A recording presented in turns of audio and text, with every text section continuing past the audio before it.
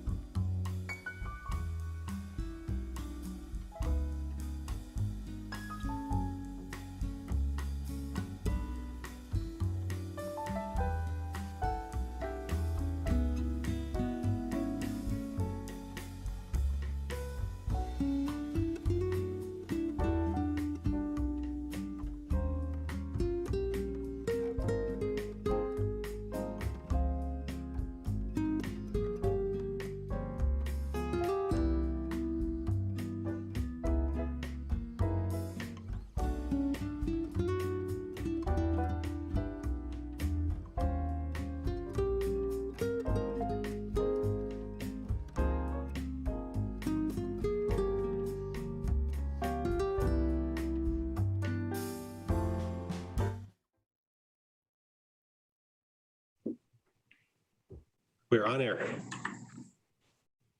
Okay, give me just a second. All right. I call the 2,346th meeting of the Milwaukee City Council to order. This meeting is being conducted by video conference. The public has been invited to participate in this meeting by joining the Zoom webinar or watching on the city's YouTube channel or Comcast cable channel 30 and city limits. There will be opportunities for the public to give oral testimony during today's meeting. If you are interested in speaking, please let staff know by emailing ocr@milwaukieoregon.gov. When it's time to take public comment, staff will monitor the email inbox, the Zoom participant list, and the Zoom chat to see if anyone would like to speak. We will take comments in the order they are received and seen. The public may submit written comments by email to ocr@milwaukieoregon.gov. Spanish translation services are available upon request. The public is asked to request translation and other meeting accessibility services at least 48 hours before the meeting. Contamos con servicio de traducción al español cuando sea solicitado. Se pide al público que solicite servicios de traducción y otros servicios de accesibilidad para reuniones por lo menos 48 horas antes de la reunión. Translation services are also available in other languages. The public is asked to request translation and other meeting accessibility services at least 48 hours before the meeting. All right, please join me in the Pledge of Allegiance. I pledge allegiance to the flag of the United States of America and to the republic for which it stands, one nation, under God, indivisible, with liberty and justice for all.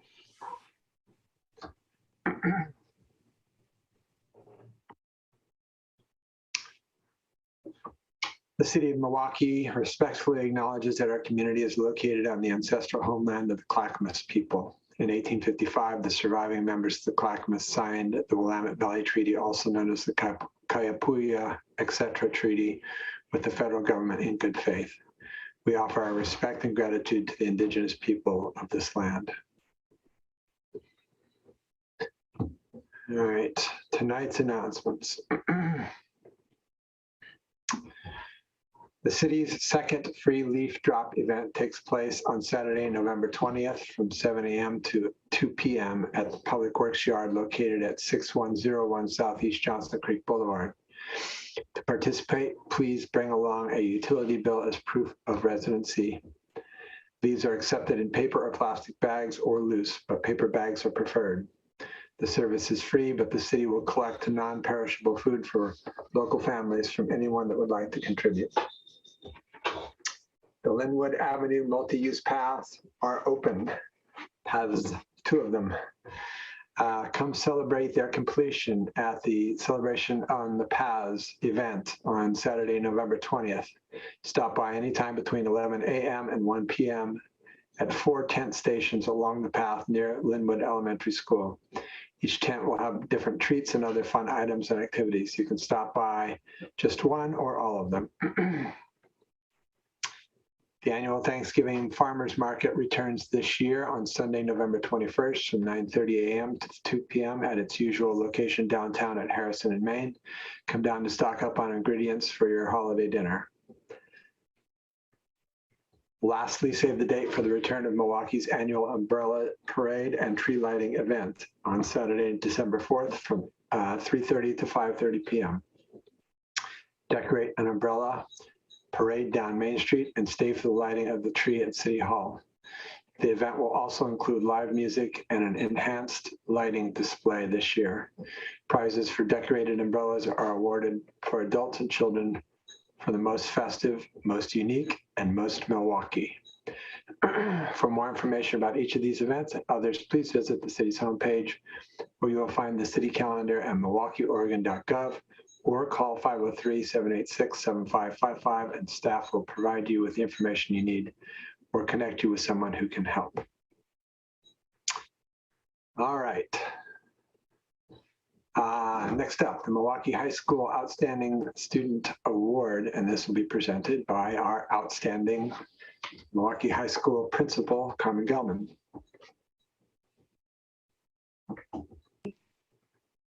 So I'm very excited to present Mason Roy Hart tonight, and I sent information, which I'm sure you all got, about his academic standing and just all the different activities he's been involved with over the last 4 years. I think for me, like one of the things that really impresses me about Mason is even during the pandemic last year when we were online and it was really hard to get a lot of students engaged, Mason never skipped a beat. Like, he stayed engaged and continued with his AP courses, did well in them. Teachers said that he was always engaged in class, asked excellent questions and things like that. And not only did he do that, but he went the extra mile of being on the Student Equity Task Force, and he led a lot of that work that was presented during the Community Connections classes, and just so impressed with his leadership skills. And he's an old soul, and that's how I view him. The work that he put forward is, I talked about the work that he did last year in some of these meetings about our students, and it was Mason that led a lot of that work. And so this is him, and you get to meet him tonight. And Mason, I did put an email out and asked teachers if they could share comments with me. So I'd like to share a couple of those with you. Okay. Okay. So in history, Mason always demonstrated empathy, compassion, and care for humanity. Mason also has a great sense of humor and an amazing work ethic, balancing academics with extracurricular activities like cheer. I wish that I had 35 Masons in my class. Miss Battistel. Mason chooses to engage in his learning at the deepest possible level, turning each assignment into an opportunity for thoughtful expression. He loves stories and poems and the ways in which writers express themselves. Not surprisingly, his own writing is skillful and insightful. Ms. Fusen. Mason is a great one, super thoughtful, and wants to make an impact on society. He is a wonderful student and a great member of our community, Mr. Winter. And I'm not going to read all of them because you got quite a few, and I can forward them to you. Mason is an amazing student who is extremely proactive with their education and always strives to do the best in everything he does. Mason is also very involved with cheer and a senior member of the orchestra playing violin. Mason's commitment to the school is also worth celebrating, as Mason is a member of the Student Equity Team and has been involved in creating numerous lessons. And as a member of the yearbook staff, Mason is able to leave their stamp on the school by making a book that will become part of Milwaukie High School and Milwaukie Academy of the Arts history. Well done, and thank you for all that you do, Mason. Mr. Fell. This is from our student-based health center, so he's involved in lots of areas of our school.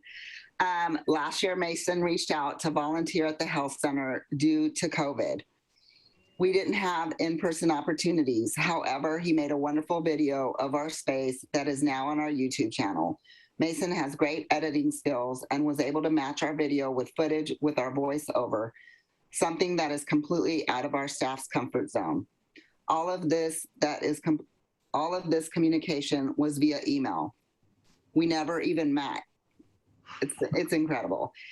And he created a wonderful final product. He offered to help us make another video this year, which we really appreciate.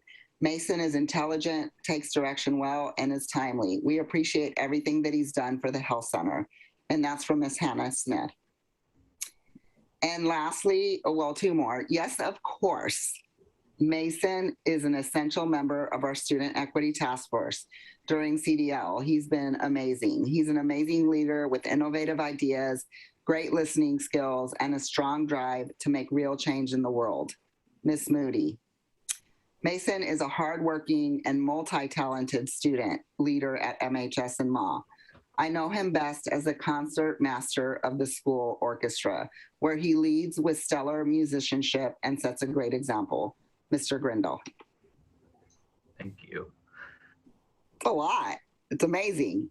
You're amazing, and I'm honored to be your principal. And thank you so much for so much that you give. You're selfless.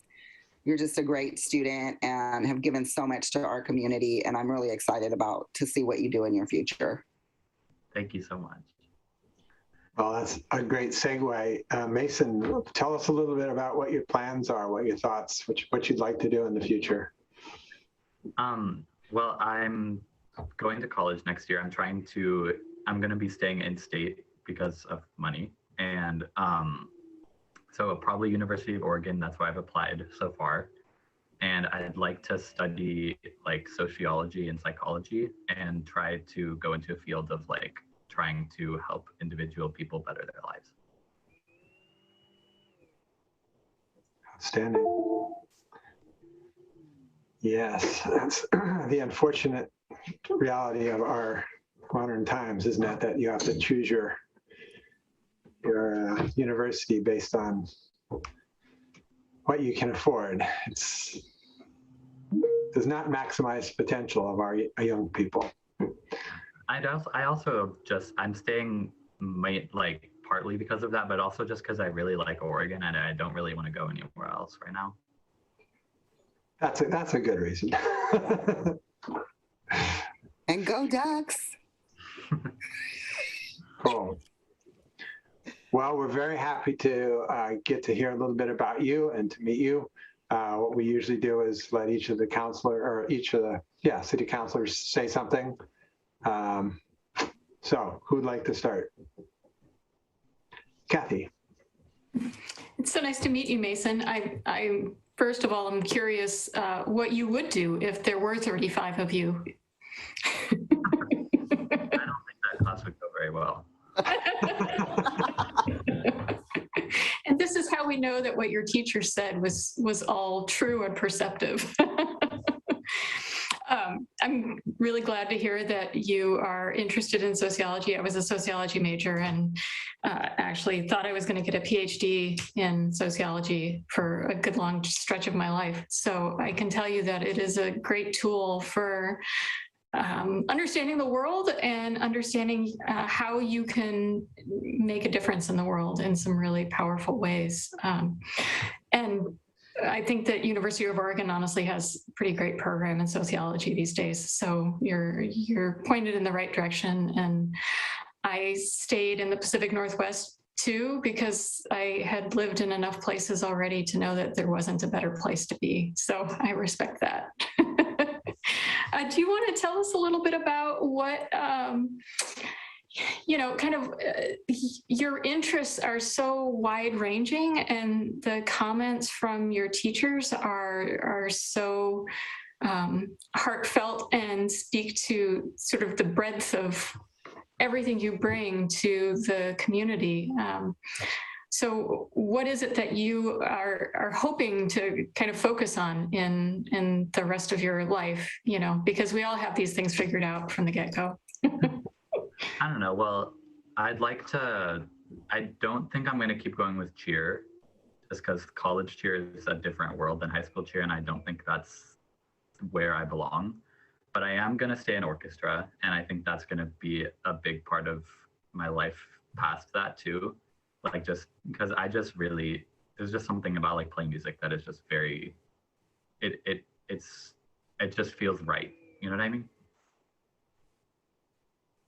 Yeah, I have a friend who now works for the Library of Congress, and he still composes actually, and he played French horn, actually in the Portland Youth Symphony as well in PYP prep, but also in high school band. So it's been an important part of his life.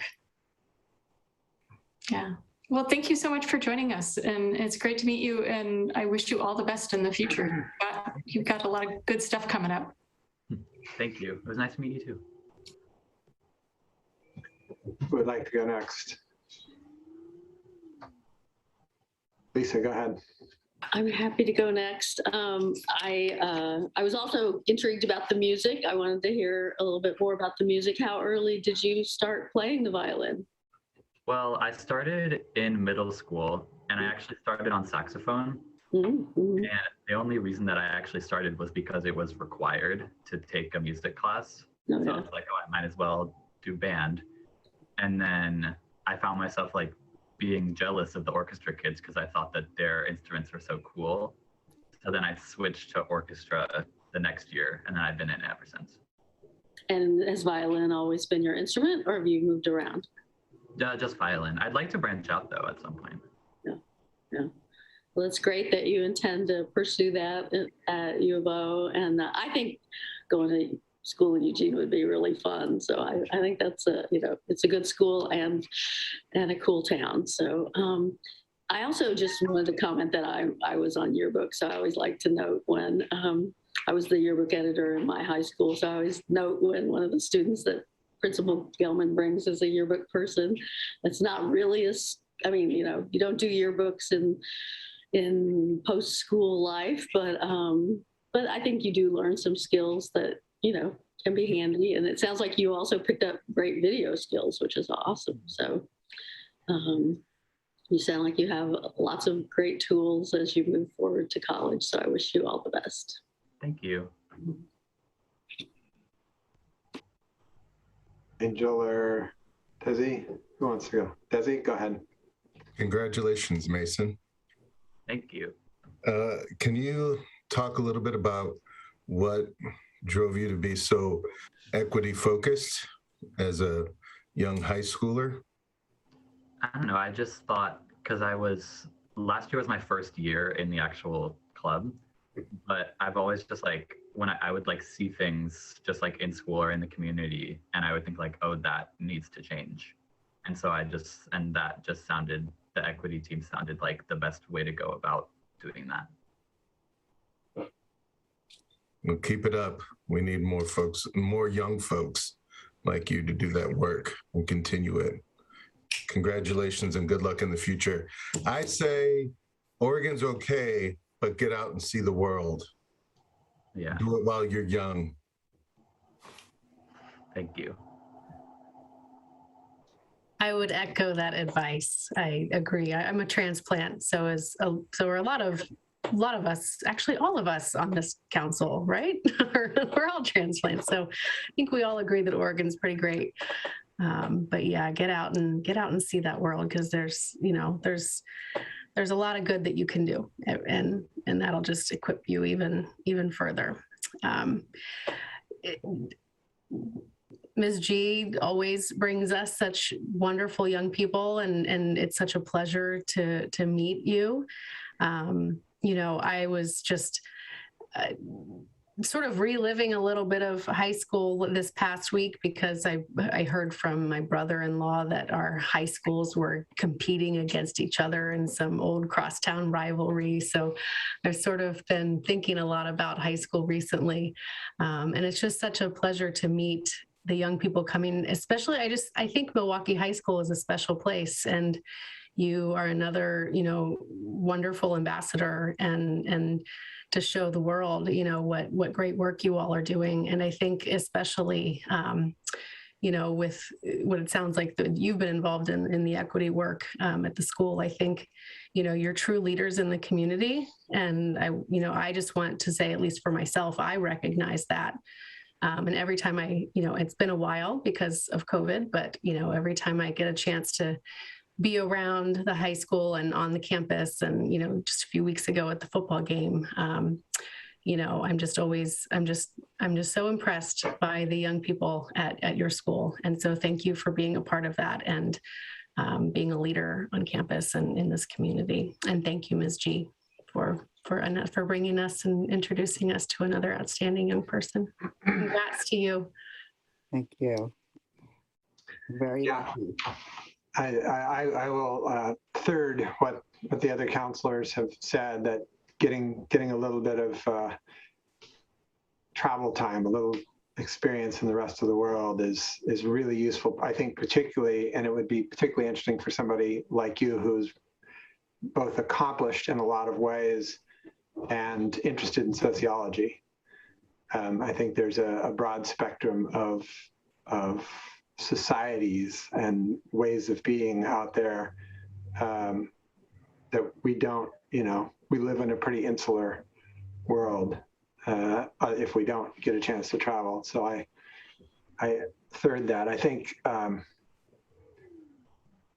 I'm always impressed with people, young people who are so accomplished at so many different things, and it speaks to me. It speaks of a very well-rounded individual, and those tend to be leaders, and they tend to be people who do change the world, do make a difference in the world. So I really do look forward to seeing, where you take your career and what you choose to do after college.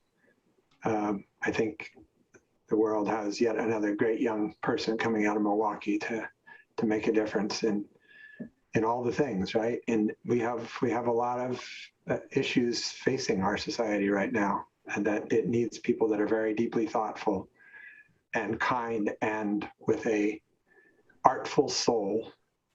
So yeah, don't give up the music. Hang on to that. Nurture your art. Thanks. It's good for you. All right.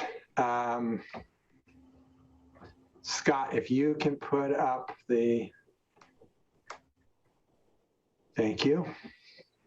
The City of Milwaukee is proud to recognize for outstanding student achievement in academics, civic engagement, and extracurricular activities at Milwaukee High School, Mason Roy Hart. Let it be known to all that on the 16th day of November, 2021, the City Council of the City of Milwaukee, a municipal corporation in the County of Clackamas in the state of Oregon, recognized this student as an excellent example of the bright future of this community and nation. Thank you much. That's also not how you spell my last name, though. It's not? Oh. Sorry about that, Mason. We'll fix it. No, it's fine. There's no E. But thank you. We'll get that fixed. And what we used to do during in the before days, we would do a picture. I'd do a picture with the student. So if it's something you have any interest in having, feel free to reach out and we'll arrange to do that. But otherwise, thank you for being the person you are, and really do let us know where your adventures take you. I'm very curious. So much.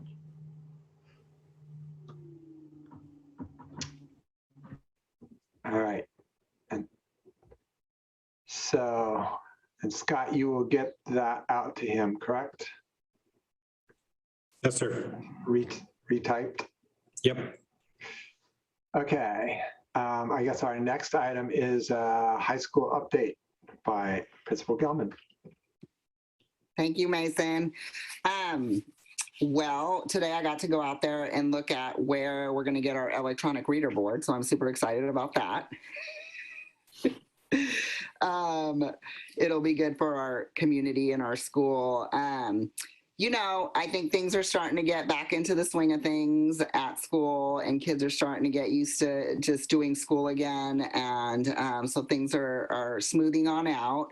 I was really, we've had a lot of hardships and kind of just like bringing kids back and recognizing how important the school is for students, and they're with us half their lives. And it's just, I think I said this before, but being gone for 18 months was such a big shift in recognizing the needs that our kids would have when they came back.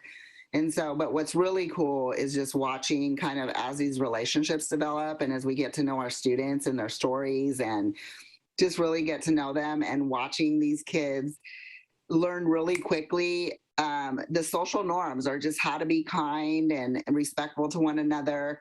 And that's been a teaching that we've had to do as kids have come back. And it's been a pretty heavy lift, but I love how they're responding and just how they're starting to give back and give to one another. An example is we have in all of our offices, we provide snacks and drinks for our students. So when they stop by, we always want to make sure our kids, if they need a snack or a juice or something like that. So many of us carry those items. And it was really cute because a group of ninth graders came in. They're working with a couple folks that have an office right next to me. And they came in with a cake.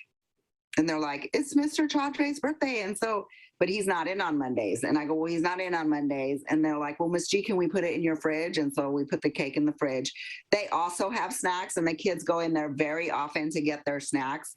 So when they came back Tuesday morning, they went shopping and bought a bunch of snacks so they could refill the snack room for Chaudhry and Zena, who support our students as well. And I just thought that was so cool that the kids were thinking that way. And, you know, we've had one of our families lost their home, and our kids and our community has done so much to bring in and support the family. And it's just been, it was really powerful for me as a principal, just as hard as things have been, when you see things like this and kids just stepping up and showing their support to one another and to us adults too. Like, it just makes you remember why you do what you do. So I'm super excited about that.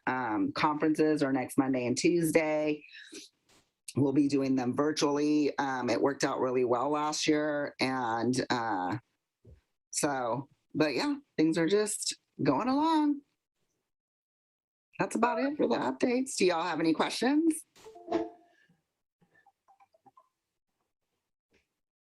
I don't see any. Thank you. That was excellent to get caught up a little bit and to hear more of how cool your students are. It's just fun. It's fun to watch. So thank you. Thank you. Night, y'all. Good night. All right, community comments. This is the part of the agenda during which council will hear community member statements regarding city business. Those wishing to speak, please email ocr@milwaukieoregon.gov, raise your hand in Zoom, or write a comment in the Zoom chat to indicate you wish to speak. Before you make your comments, please state your name and city of residence for the record. If you would like the city to follow up with you, please submit your contact information to ocr@milwaukieoregon.gov. As council has other business items on the agenda this evening, speakers will be limited to 3 minutes each. Because information provided during the community comments may be new, to the city manager will respond at the next council meeting to those comments that require follow-up. Scott, you see anybody? I do not, Mr. Mayor. No email. I see no hands raised, and I see no chat. All right. Well, while we're waiting to see if anybody steps in, is there any follow-up from the November 2nd community comments? Acting City Manager Passarelli. Thank you. Thank you, Mayor Gamba, Council President Heise, and council members. I'm Peter Passarelli. Normally, I'm the Public Works Director, but this week I've been promoted. I am the Acting City Manager. Both Ann and Kelly are on a well-deserved vacation this week. I don't have any comments from the last meeting, but what I did want to do is I did want to mention that I'm going to pull agenda item number 7 from the agenda tonight, our floating code adoption. There's several items that are still some issues that staff feels that they need to do some additional research and provide some additional input. So we're going to pull that from the agenda item tonight. Great, thank you.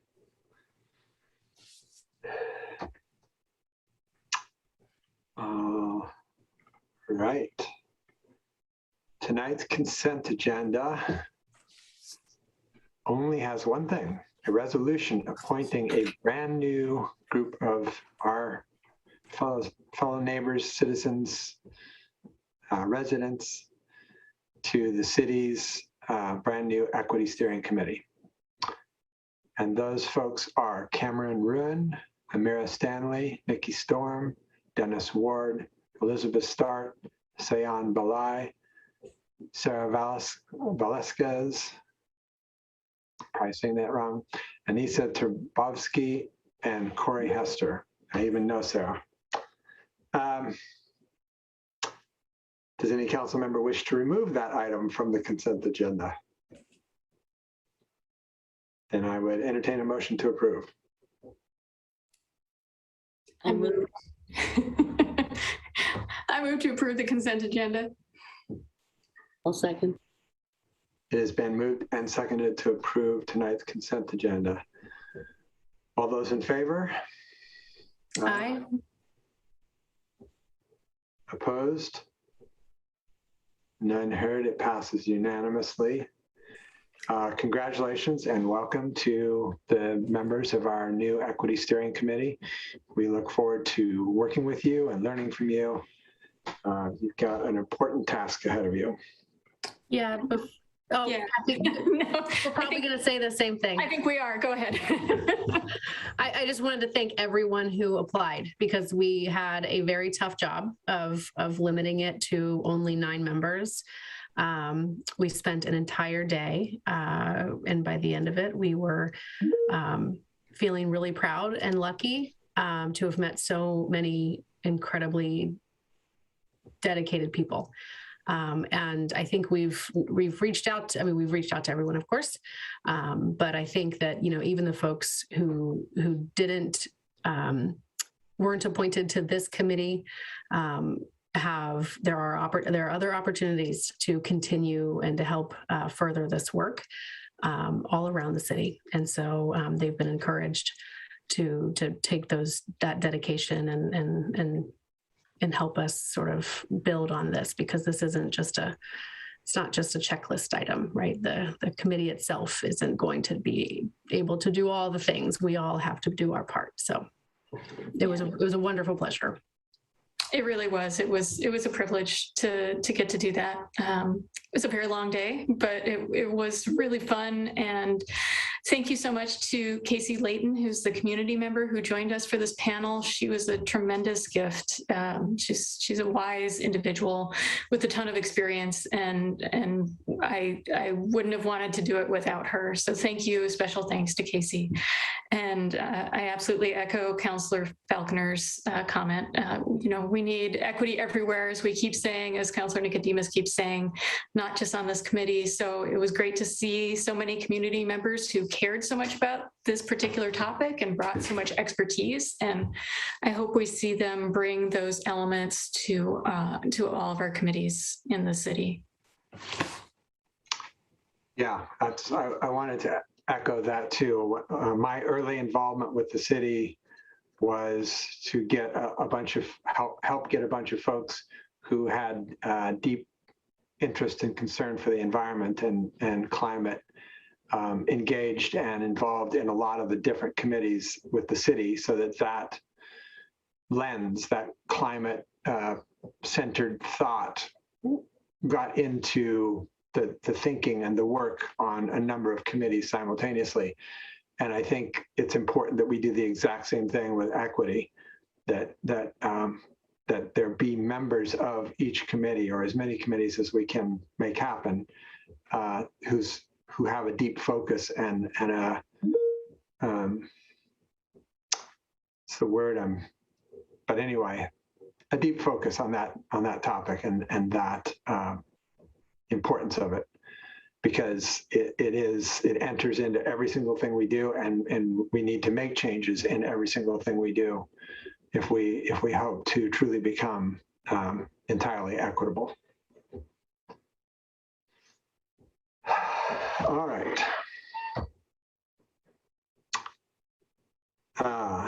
Tonight we have an honest to God public hearing on a long-awaited development. Hillside Plan Development File PD 2021-001, an ordinance. The public hearing on the Hillside Plan Development File PD 2021-001 is called to order. The Planning Commission recommended approval of the project at a public hearing on October 12th, 2021. All persons wishing to speak on this proposal will be recognized by the council. The testimony we receive will be used by the council in coming to a decision on the proposal. Audience demonstrations, personal attacks, and other disruptive behavior will not be tolerated. We, the council, are here to listen to testimony and come to the best possible decision. Given the importance of the hearing topic, should these proceedings continue to 10 p.m., this hearing will be extended to the next council meeting on December 7th. The purpose of this hearing is to consider the Milwaukie Planning Commission's recommendation to approve the proposed planned development on property located at 2889 Southeast Hillside Court. The applicable standards to be considered are found in the Milwaukie Municipal Code Title 12, Title 17, and Title 19, chapters or sections 302, 303, 311, 401, 500, 600, 700, 902, 904, and 1007. This will be a quasi-judicial decision by the council and will be based on the following standards: the statewide planning goals, applicable federal or state laws or rules, any applicable plans and rules adopted by Metro, applicable comprehensive plan policies, applicable provisions of implementing ordinances, consistency and compatibility with surrounding land uses, and availability of adequate infrastructure. The order of business we will follow in conducting this hearing will be staff report, then correspondence, then testimony. The testimony will start with the applicant, and then those in support, those who are neutral, and those in opposition. Staff response if needed, questions from council to staff, a rebuttal by the applicant, and then close the public hearing and deliberation.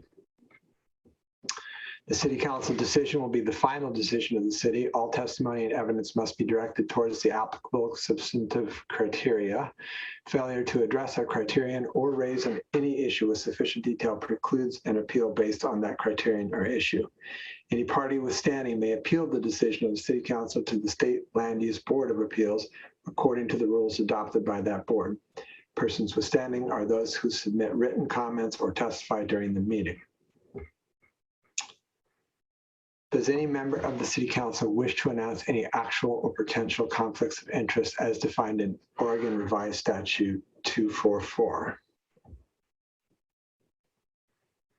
I'll just say for the record that most, if not all of us, attended a variety of public events over the last, God, it feels like 6 years. I don't think it's been quite that long. Has it been 6 years, Angel? From design charrettes to public charrettes, also design charrettes, sustainability charrettes, all kinds of things. So we've been engaged on this process for quite some time. I mean, personally anyway, I attended a lot of meetings in 2018 and 2019. I haven't attended anything or seen anything since COVID. So all of this was new to me. Maybe not to everybody, but it was to me. Yeah, I think that's right. I don't think any of us have been to any public meetings on this since COVID started.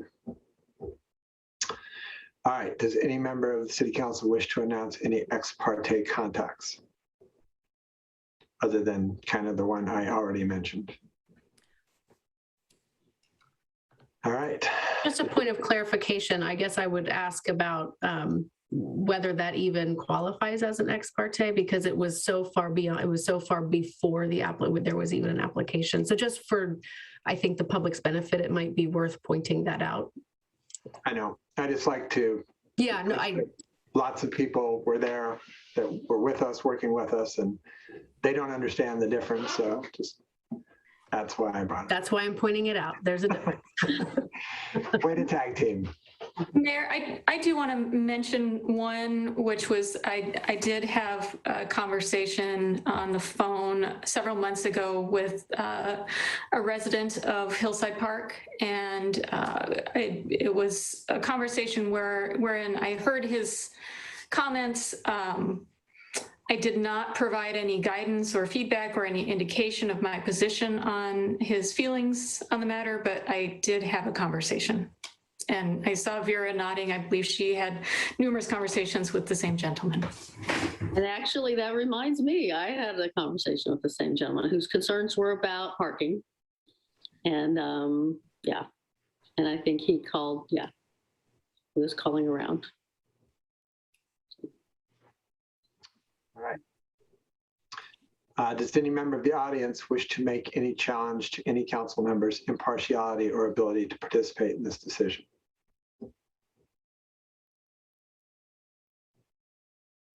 Not seeing anything, Scott? Okay. All right, so we will proceed to staff report, and that will be presented by our senior planner, Vera Colias. Good evening, Mayor, members of council. Thanks very much. It's been a bit since I've been here. It's nice to see you all.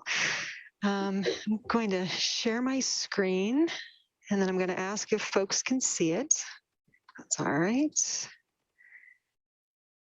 everyone seeing the presentation? Great, thank you. Okay, good evening. I'm here with Steve Adams, the city engineer, is here to present a couple of aspects of the project as well. Planning manager Laura Weigel is here in case there are any questions that go above my head, so we can go there as well. Thanks very much. Here to present the staff report for the final plan development for the Hillside project.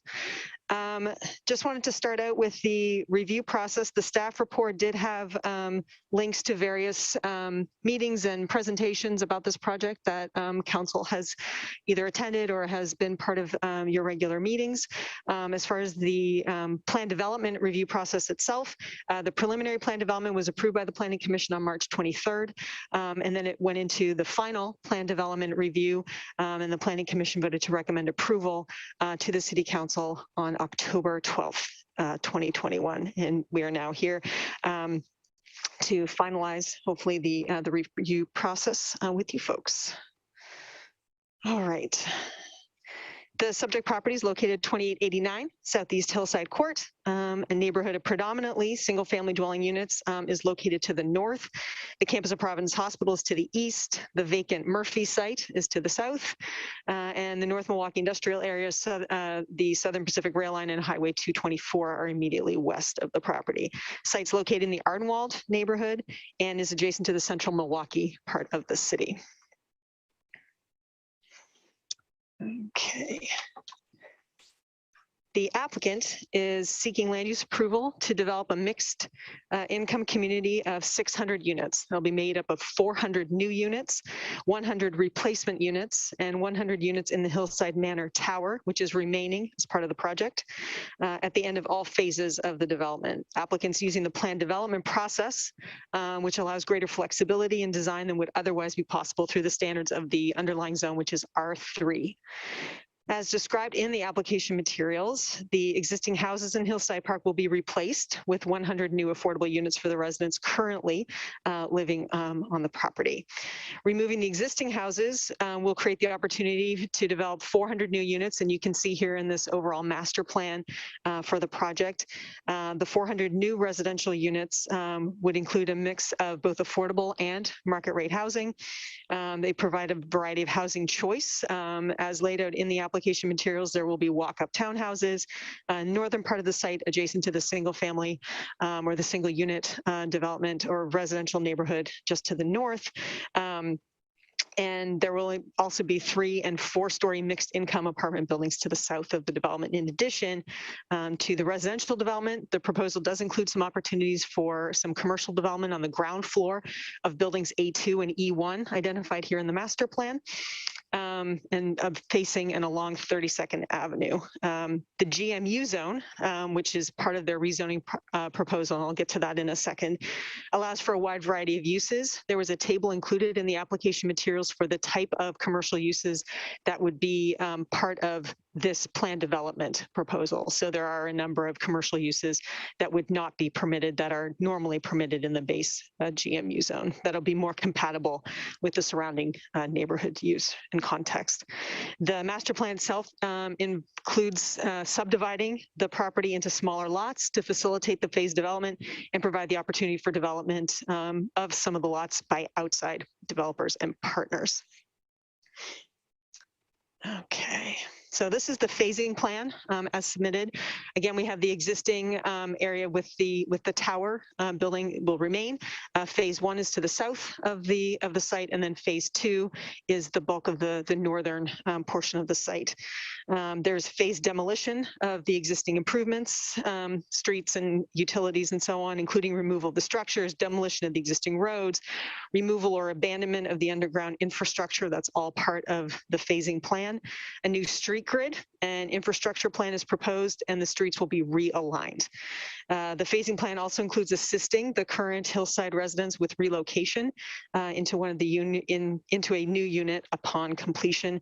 And the first phase anticipates that the Housing Authority would develop at least 100 replacement units that would be leased to low-income residents.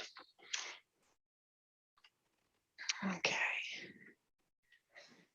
This is a detail of phase 1, sort of here in the south, so you can see kind of how the phasing plan will work with the new buildings, maintaining Hillside Court as a street to access the tower, so that they can make sure that this can get developed while still maintaining the existing residential units to the north in advance of phase 2.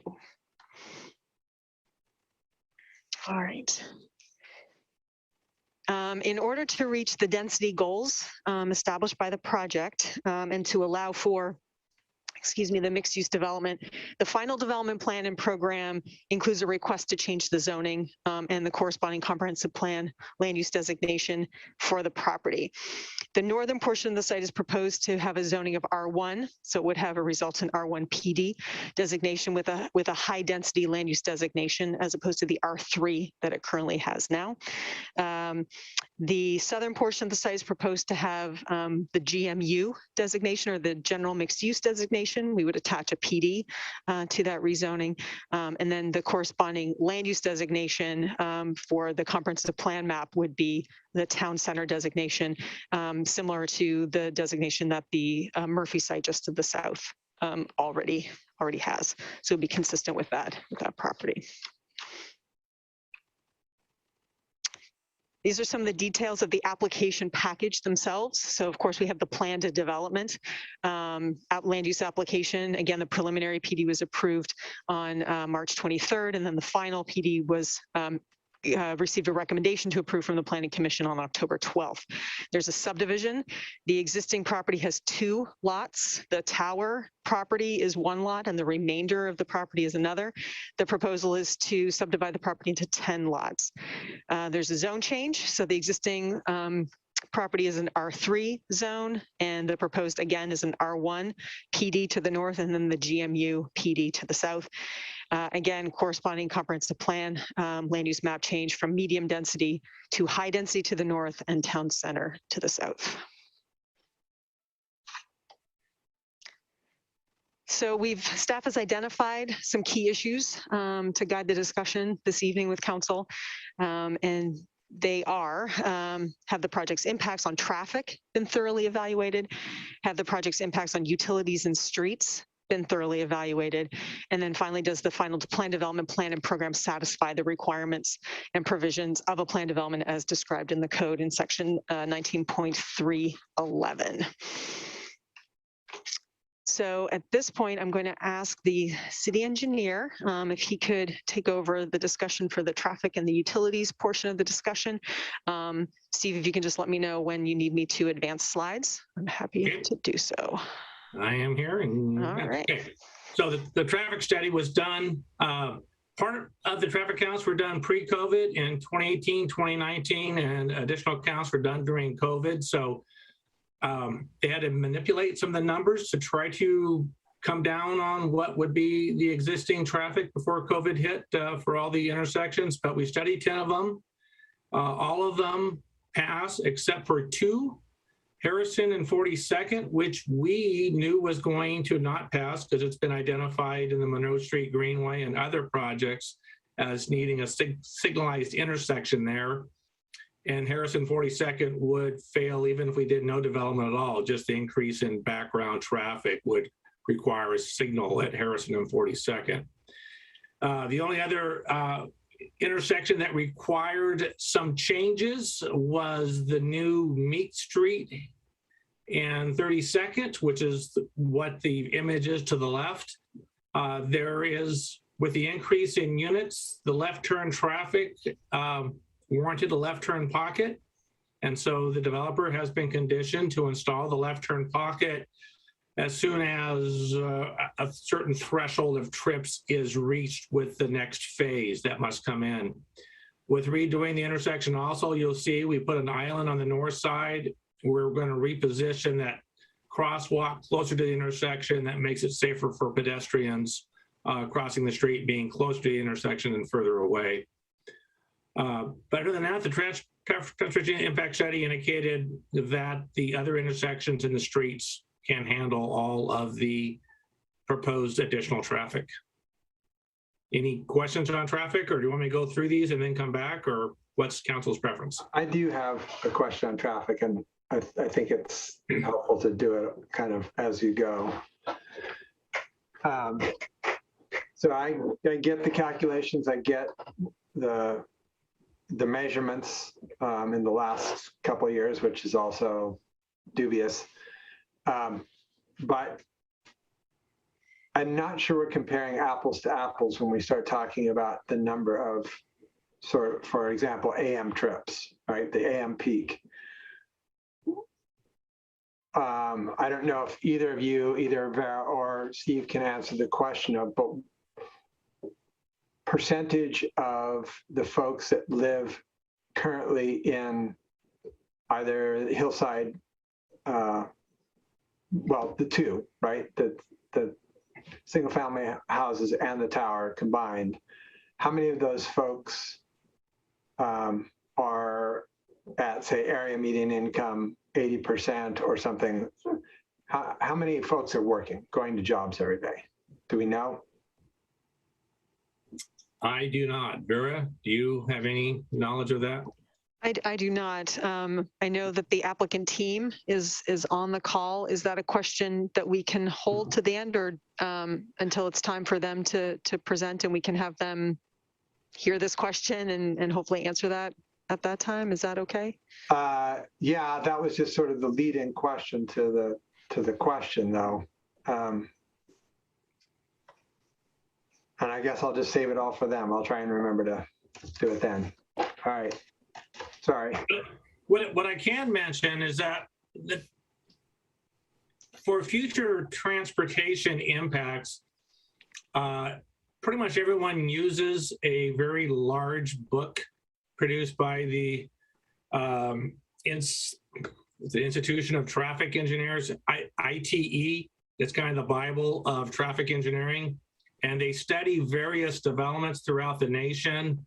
And then they come up with curves and averages of what you can expect for the development. This area was a single family homes, 100 of them that are being demolished. For my entire career, the ITE has given single family homes about one trip, PM, AM or PM peak hour, one trip per house. When it gets redeveloped as low-rise, mid-rise, multifamily, the studies that the ITE has done indicates that the average trip falls to less than a half per residential unit. And so you can essentially put 220 low-rise units or mid-rise units and come up with no net trip increase over the 100 homes that were previous there. And that's one of the things that is difficult to grasp sometimes, is just the change in use of the land creates a different national average for trips coming and going. I get that. I just don't. So let's just say, for sake of argument in this moment, so you can understand where I'm coming from, that nobody of those 200 units that currently exist, nobody has a 9-to-5. So nobody there is going to a 9-to-5 job. We know that the best case scenario, well, we know that the county is considering having as many as 200 of the new units be market rate. market rate people are going to have to be going to a job. So you now have, from a place that there wasn't anybody going to a job every day, now you have 200 units of people going to a job, and that's market rate. So it's unlikely that it's just one person going to a job. Plus you have some workforce housing in the mix. So the change of use of the housing is significant. And I find the 105 or whatever that is to just not make sense. I think regardless of the kinds of housing it is, the lives of the people living in that housing is far more critical to a reality-based calculation of trips than the form of the housing.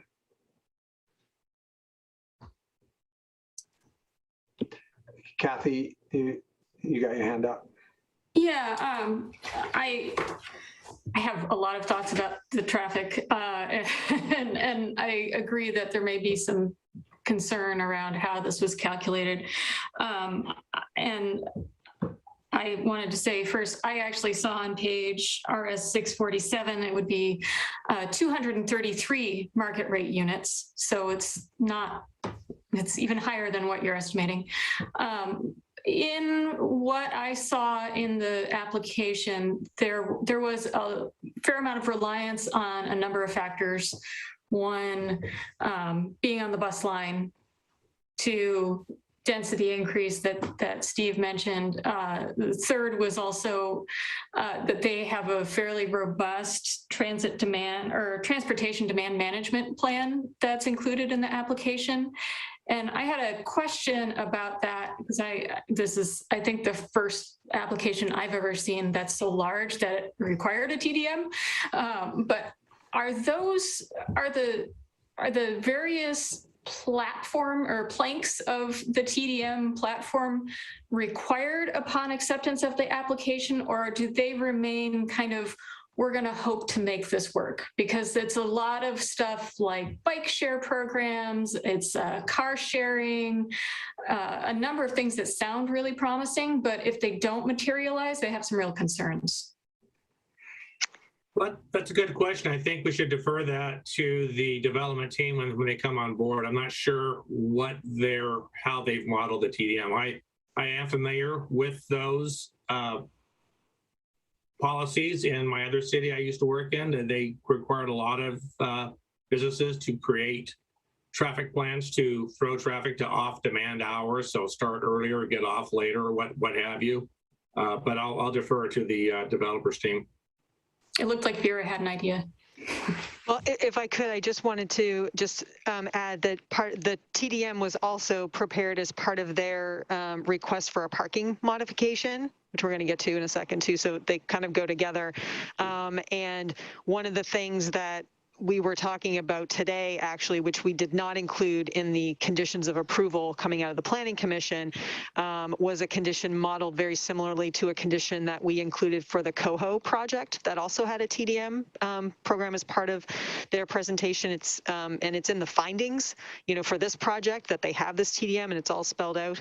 And so I have some language that I'd like to propose when we get to that section that talks about, and it's kind of right from the Coho condition as well, that requires reporting, that requires these things to be continuing no matter who owns the project or who's running it, that all of this stuff remains in place over time, even after it's built and occupied and all of those things. So it's not something that they just propose and then doesn't have to happen later. It will in fact need to remain in place. So like you're reading my mind. That's great. Thank you. Yeah. Angel, I saw your hand up, and Lisa, I'll get. I don't have a question. If it seemed like we were getting a little bit into deliberation, and so I just wanted to maybe back us off that because we're not there yet, and I want to hear all of I want to hear the presentation. I want to hear the testimony before we start deliberating and talking about things that we've learned from the packet. I guess that was my only sort of question or reminder. Thanks, Lisa.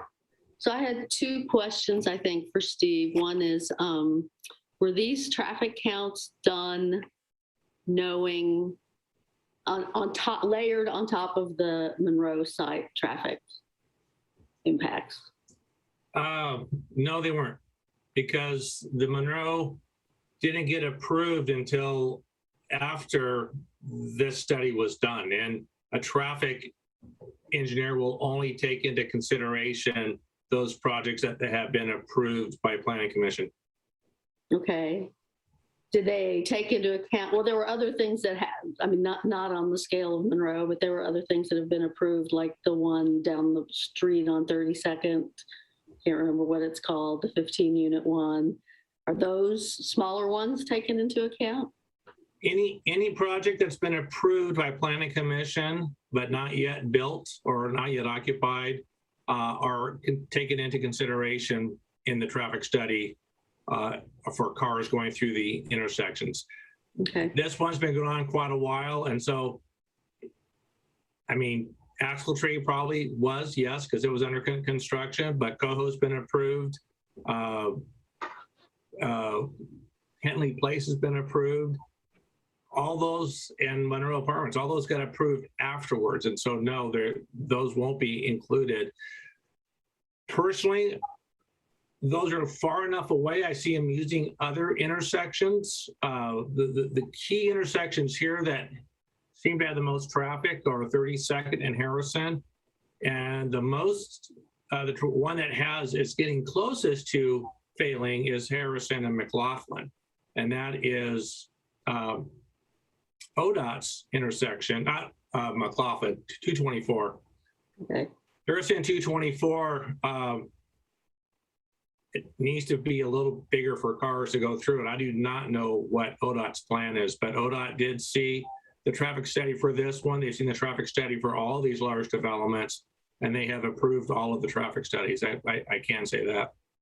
Well, that was my second question, was about that intersection, because we've been told that that intersection is on the verge of failing for 6-7 years, maybe. So that was my second question. Okay, thank you. You're welcome. All right. Thanks, Steve. Go ahead and keep going. What's the next slide, Drew? And the utilities and streets, we have discussed this with Public Works. We have confirmed that there is sufficient water, wastewater capacity for these additional units here.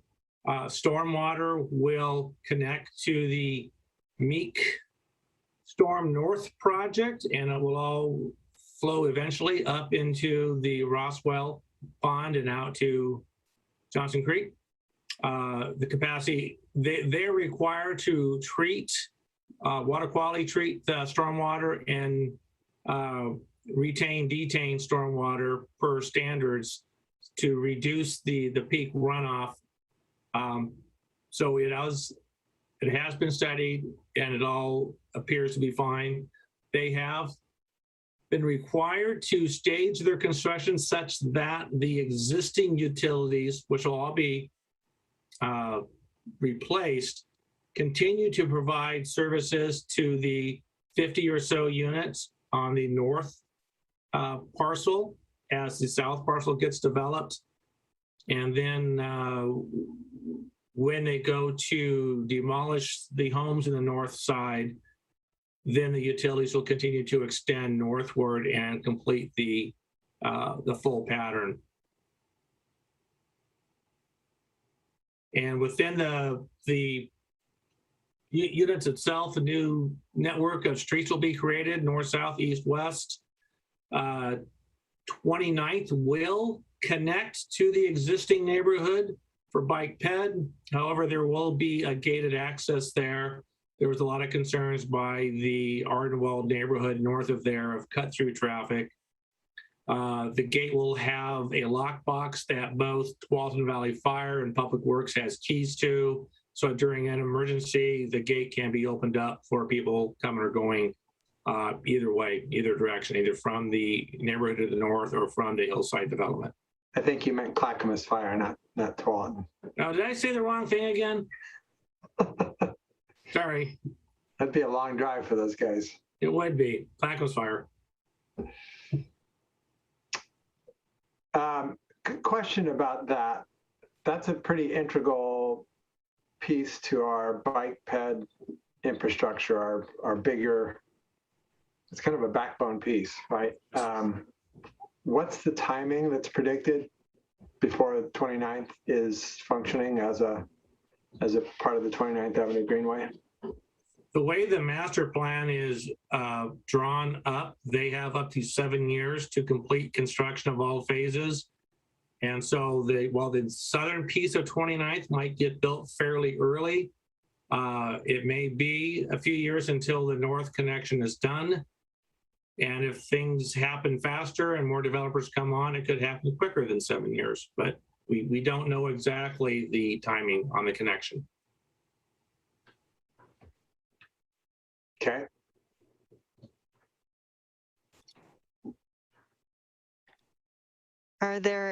Can I ask, are there any questions about utilities in the streets, or we can continue with the presentation? Just want to use this as a pause opportunity.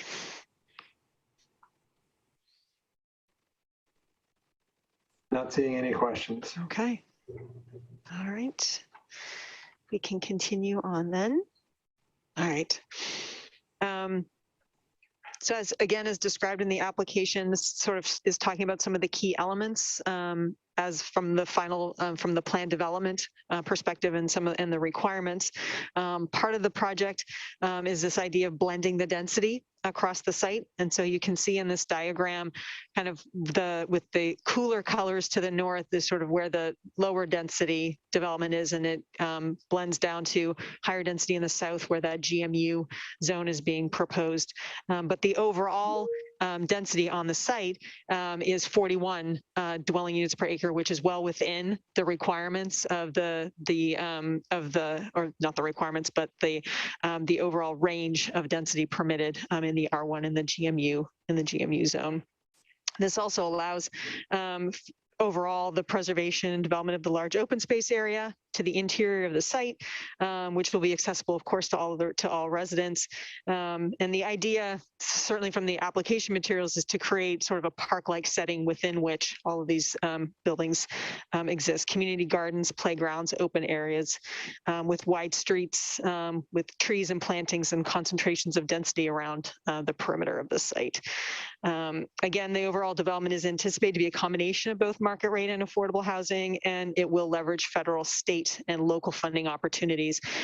Any specific request or questions that you might have about sort of that blend of units and the affordability and so on, we have what was presented in the materials, but any specific questions probably best put to the applicant during their presentation.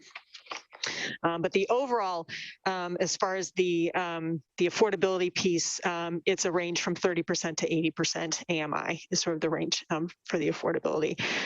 Again, 41% of the site would be in open space, and they would be bringing the site up to 29% tree canopy. So not quite the 40%, that is the goal, but certainly a great deal higher than what is on the site today.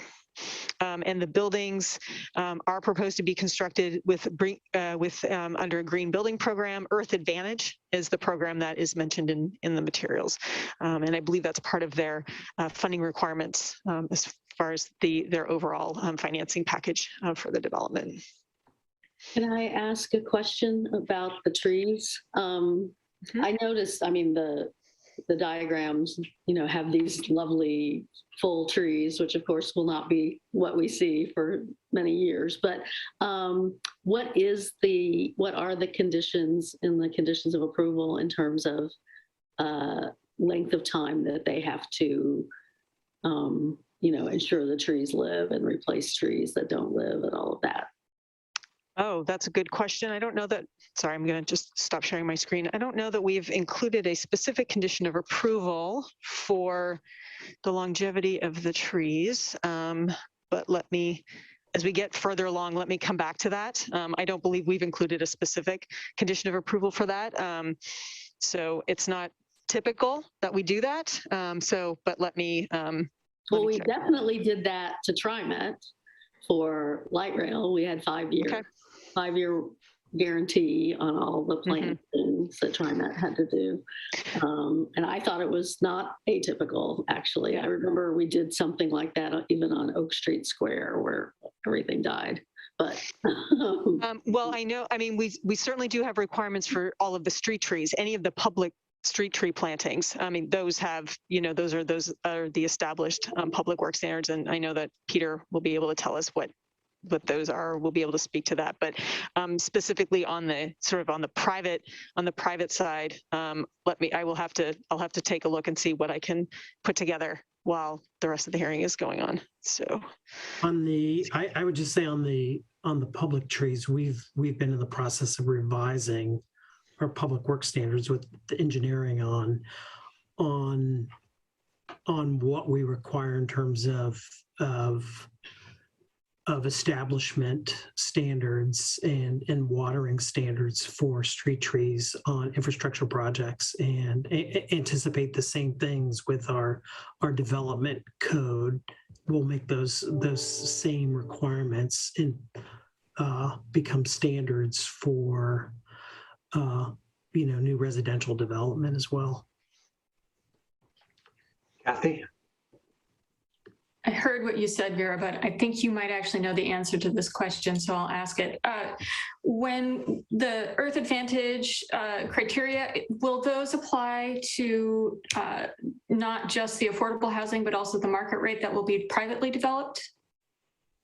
They didn't make the distinction between the two.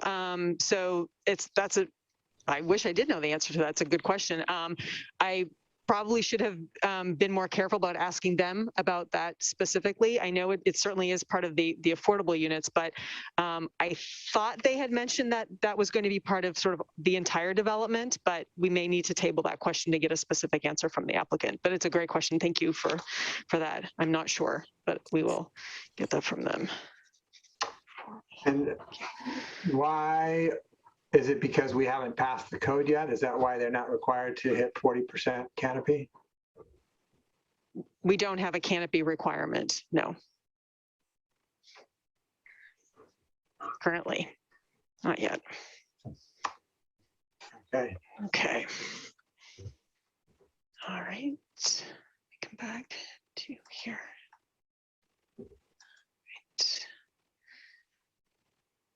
Okay. Part of the plan development process allows for modifications to some of our standards. So it's sort of a package of standards that they're asking to modify. This summarizes some of the key modifications that they're requesting. They are requesting for a minimum setback of 5 feet and sort of in the R1 area to the north, except where it's adjacent, where the development's adjacent to the R7 zone, just to the north. And there they would be maintaining the required, 15-foot setbacks as part of their buffer along that adjacency to the R7. But it allows for a more uniform set of setbacks for the buildings in that northern area. They've asked for a modification on some of the building design requirements for the buildings along 32nd, as far as what are the primary construction materials, to allow for metal panels and fiber cement siding as primary materials rather than secondary materials. They did not submit, full architectural drawings for any of these buildings because we're too far ahead. It's too early to have those. Each of the blocks and the buildings will need to go through their own individual development review against the design standards. But as part of this process, they have asked for modifications to what some of the primary materials can be in advance of those applications. They have asked for a parking modification as part of the project. Their overall parking ratio would be 0.82 spaces per unit total, and that includes on-street parking spaces. So they are providing as part of the entire project, and this includes the 59 unit spaces that are already part of the tower site. So the tower building has 100 units. They were approved in the past to have 59 spaces. So I suppose on paper they're sort of underparked for the tower already, but that's sort of part of this overall calculation, but that they would be providing 489 spaces rather than 503, which would be the required number of spaces with the by right reductions that are permitted in the code based on their proximity to transit. So again, that includes the 352 on-site parking spaces and 137 on-street spaces that are created as part of the overall street network on the project. As Councilor Heisey mentioned, there is a TDM program that is part of the package that includes assistance with transit, bike share, spaces for car share programs, spaces for Ubers and Lyfts and that sort of thing. And sort of the way it was described, pretty robust assistance with helping people connect with transit so that there is less of a reliance on vehicles. They're also proposing 375 bike parking spaces, which is a little bit less. It's 0.75 bike spaces per unit, so it's a little bit less than the required. But there was quite a bit of information submitted as part of the application, as far as the propensity of folks to use bicycles, as part of the development and as part of the residents. So the overall package again is the 489 vehicle spaces and 375 bike parking spaces when it comes to the parking. So these are sort of the key modifications that they've requested to the development standards.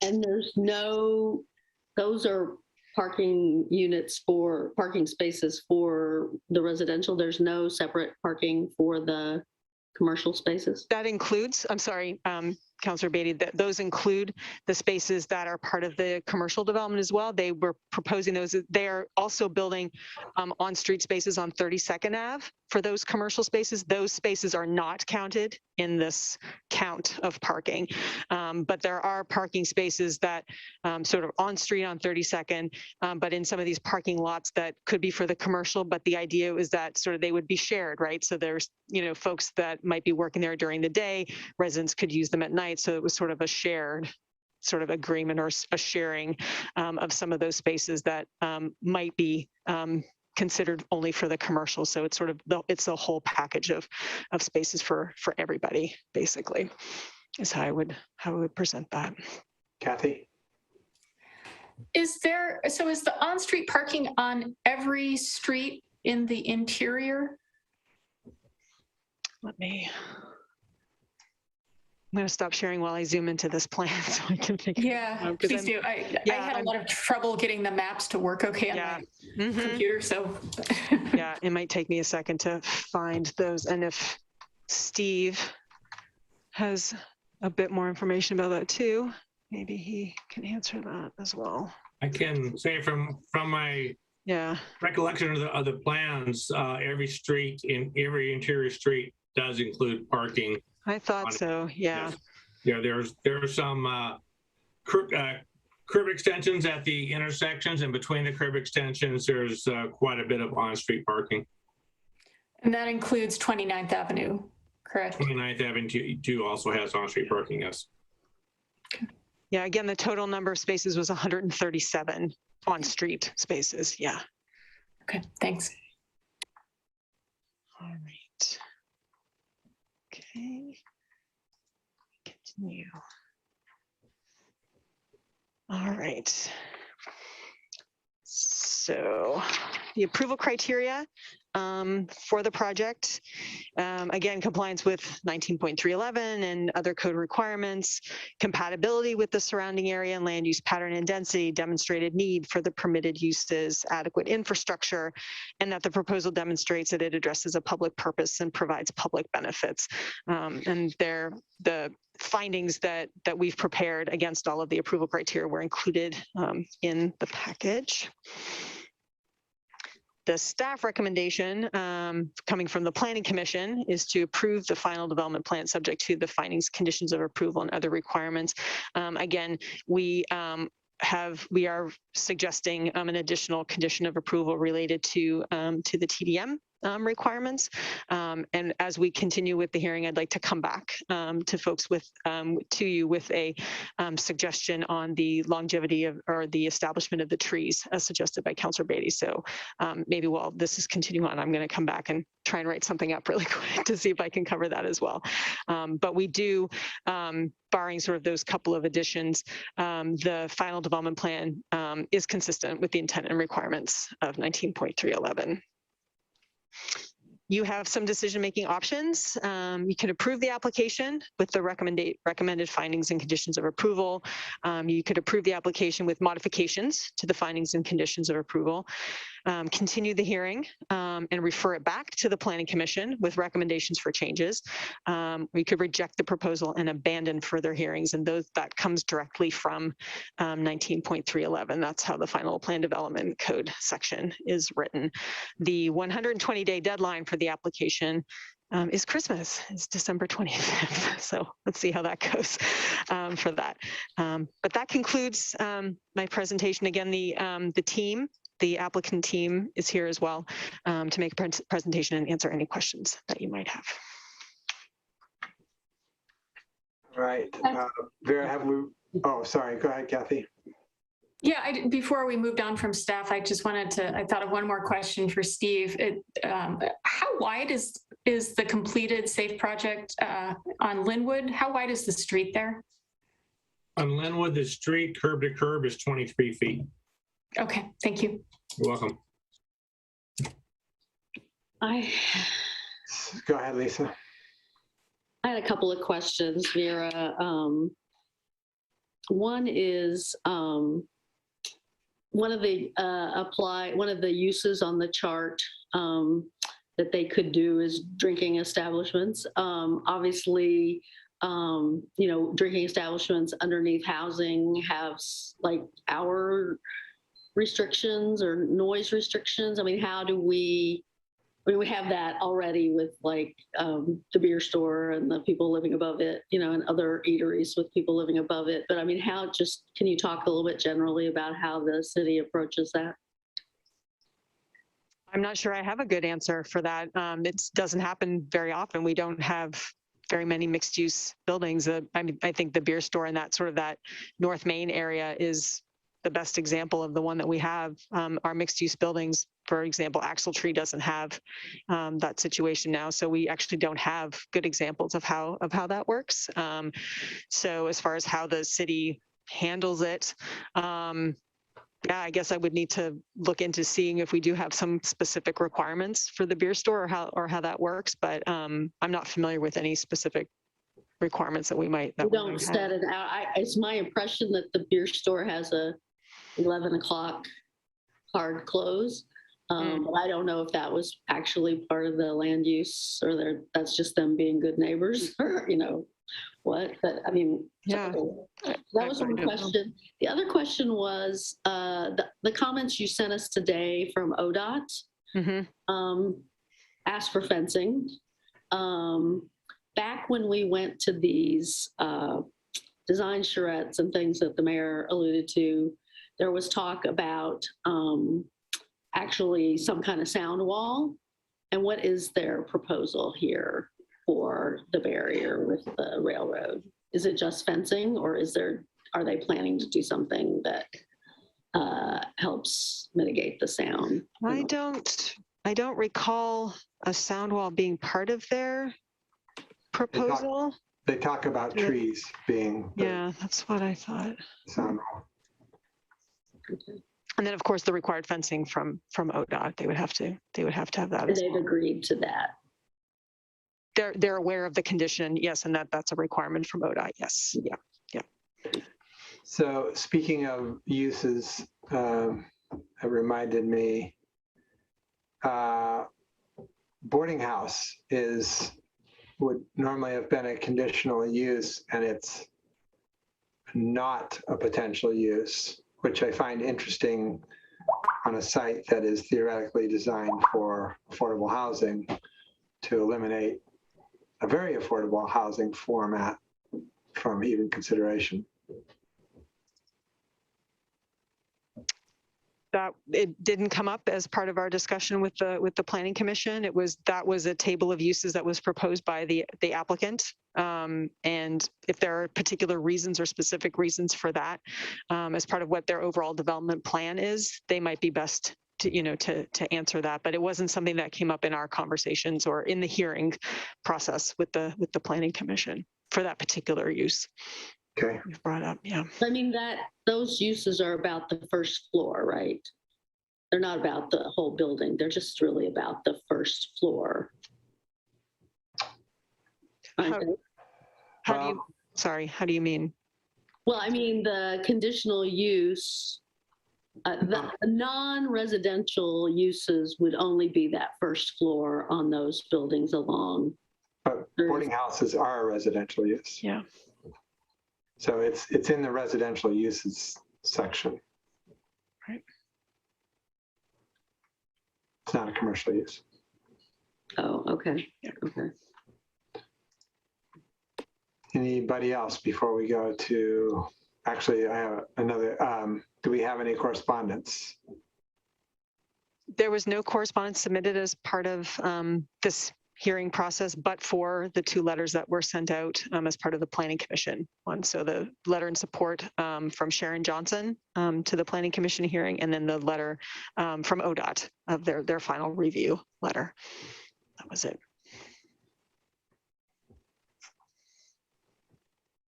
Okay. Well, then we are now at the point in the hearing where council will hear testimony. I will recognize those wishing to speak, and any questions should be addressed through me. When you are promoted to the panel to speak, please state your name. The applicant first? I have to say this, and then the applicant comes in. Okay. Okay. I'm just reading the script. When you are promoted to the panel, please state your name and city of residence for the record. As this hearing will be recorded, I encourage those speaking to confine their remarks to the hearing topic and avoid repetition and irrelevant information. Representatives of organizations may have 5 minutes, and individuals will be limited to 3 minutes. So the first up is the applicant. And obviously you have more than 5 minutes. If I could, through the mayor, I see several members of the applicant team on the attendees list. So I see Debbie. I'm not sure. I'm going to promote you, and then if you could just let me know who else needs to come over. That's okay. So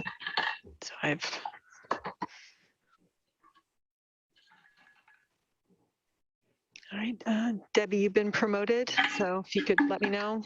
Yeah, thank you. Yes, so who we have on our team is Devin Ellen, Ryan McCluckey, Lisa McClellan, Dave Humber, Kristen McComb, and Jennifer Danzing.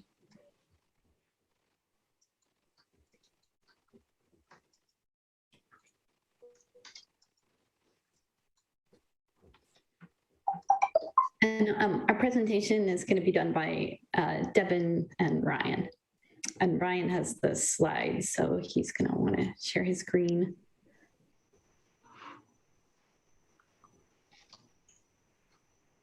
I think since have I made that possible? Yes, I'm here. Okay.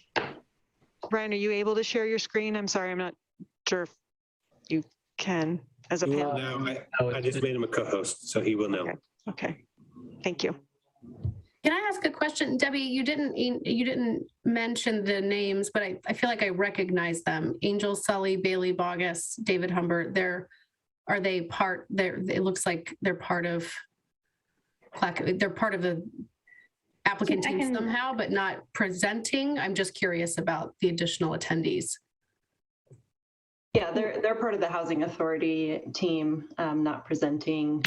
Not sure about Dave, though. Dave's available to answer pointed questions regarding civil items if we have those. Thanks for the clarification.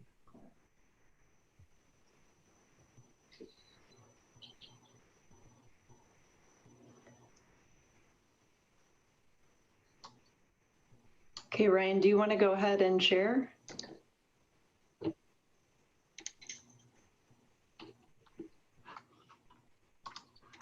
Let's see here. Where is the correct screen?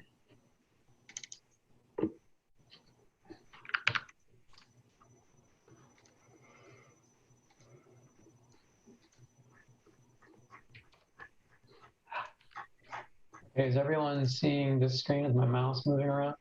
Yeah. Okay. Excellent. Okay, Devin, we're ready for you.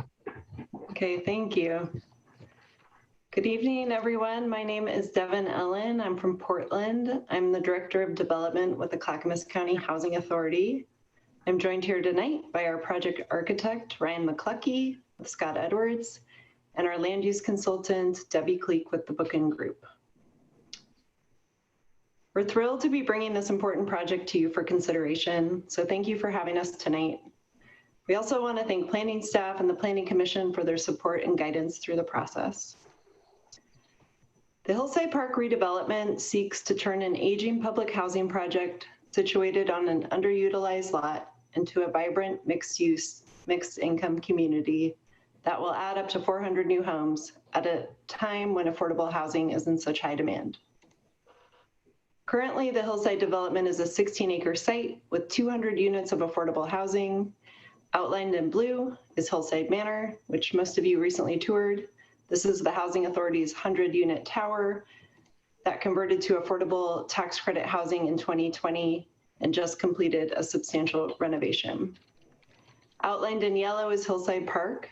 This is currently public housing consisting of 100 1- and 2-bedroom bungalows spread over 14 acres.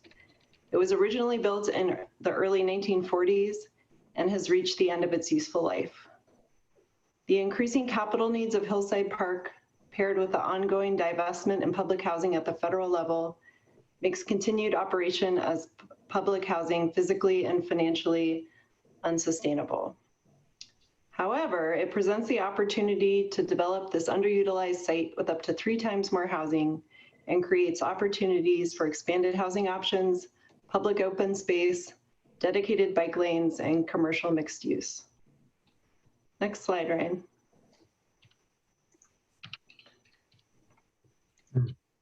You struggle.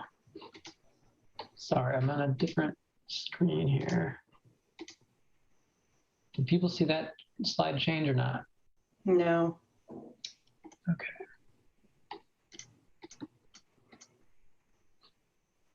Also, the slide is kind of small in a large, dark frame, so I don't know if you mean it to be or. Can you put it in presentation mode or?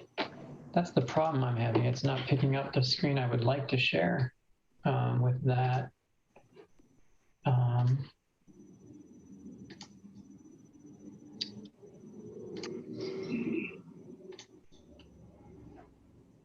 Not getting all the available screens that I have here. Let's see, what can we do here?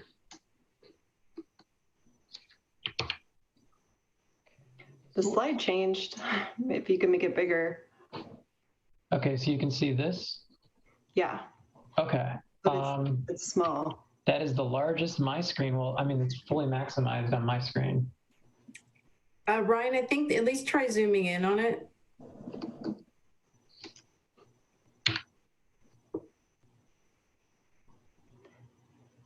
There's a suggestion in the chat for us to send this to Scott to share. And to take a quick break, which I would welcome, either now or at 8. All right, let's take a quick break while they sort out their technical difficulties. Sounds good. Ryan, if this is something you want to email, I think I would.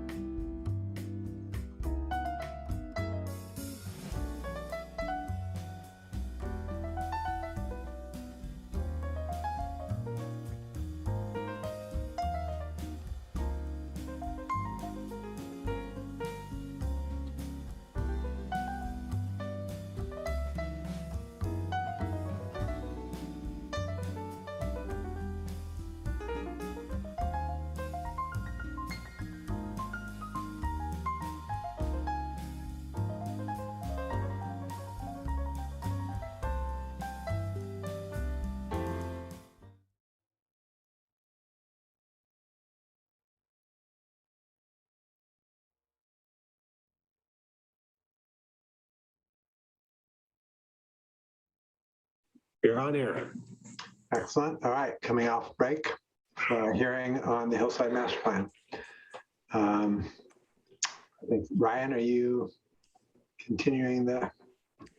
Yes, we'll actually have Devin start off with the first couple slides, and then I'll take it from there. Okay. I'll share my screen now and again, just say next slide or whatever. Okay, thank you. Much better. Great. Okay, let's see. Can you go to the next slide? I guess I'll just jump in where I left off.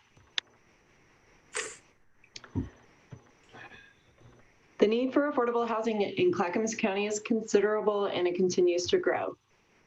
The Housing Authority opened our waiting list for just 4 days in June of 2020, and we received over 13,000 applications for only 1,200 spots on our waiting list. And that is just to get on the waiting list.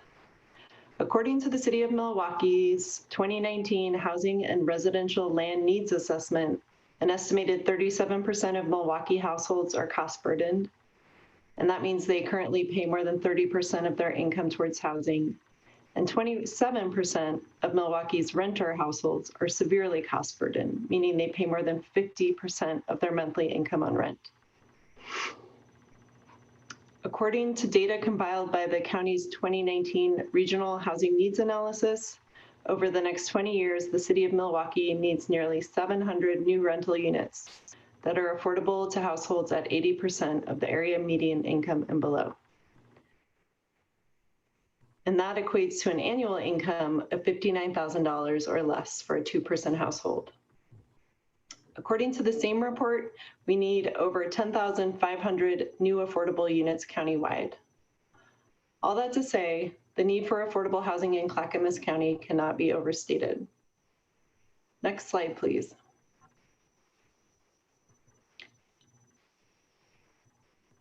At full build out of Hillside Park, we anticipate at least 70% of the units will be reserved for households with incomes at 80% of the area median income and below. The graphics and table on this slide help highlight the possible profiles, income levels, and associated rents of future Hillside Park residents. As you can see, these units will serve people in your community that you likely interface with on a regular basis: seniors, teachers, grocery store clerks, and paramedics.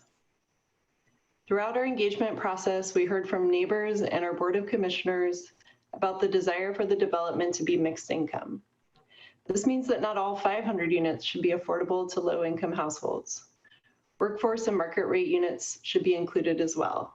And I just want to note that workforce housing is considered 80 to 120% AMI, and those units would not be eligible for Metro Bond and LIHTC funding, low-income housing tax credit funding. Additionally, including market rate units will help absorb some of the substantial infrastructure costs associated with the project. We will be vacating all existing streets and utilities and replacing them with brand new streets and infrastructure.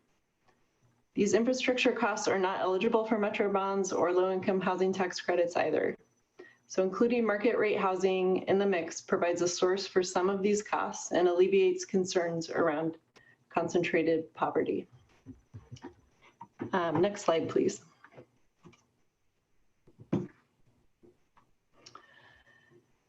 As you know, this project has gone through a robust public engagement process. As you'll see later in the presentation, the master plan looks nearly identical to the plan the community preferred and City Council conceptually approved in August of 2019. Since then, we went deep into the details to put together our preliminary plan development application. We looked at traffic and environmental impacts and studied utility connections and stormwater calculations.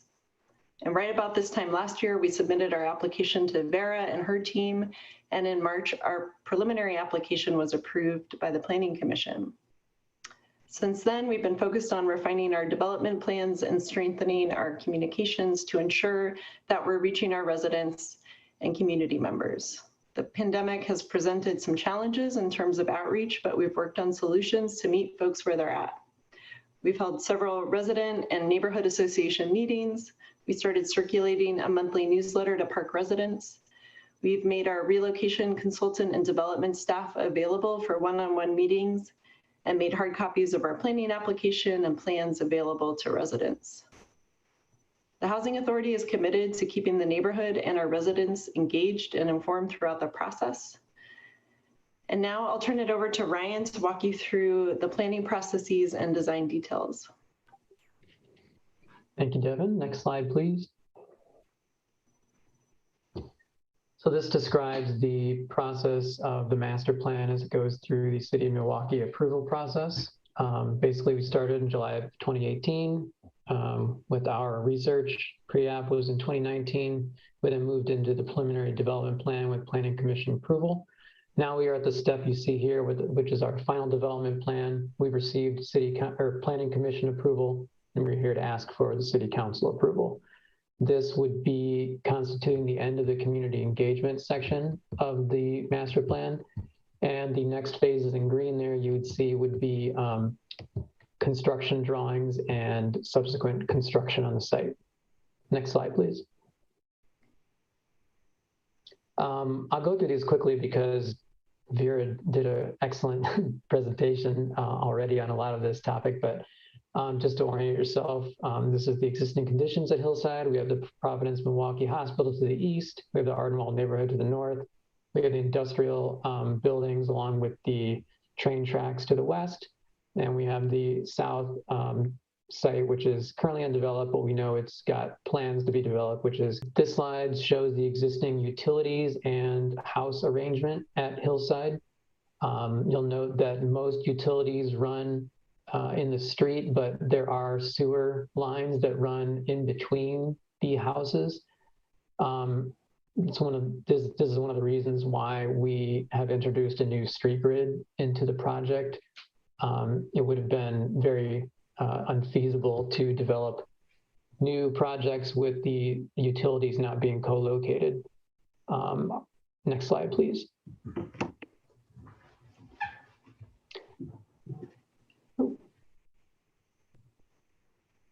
This is the master plan sheet showing the full build out of the project.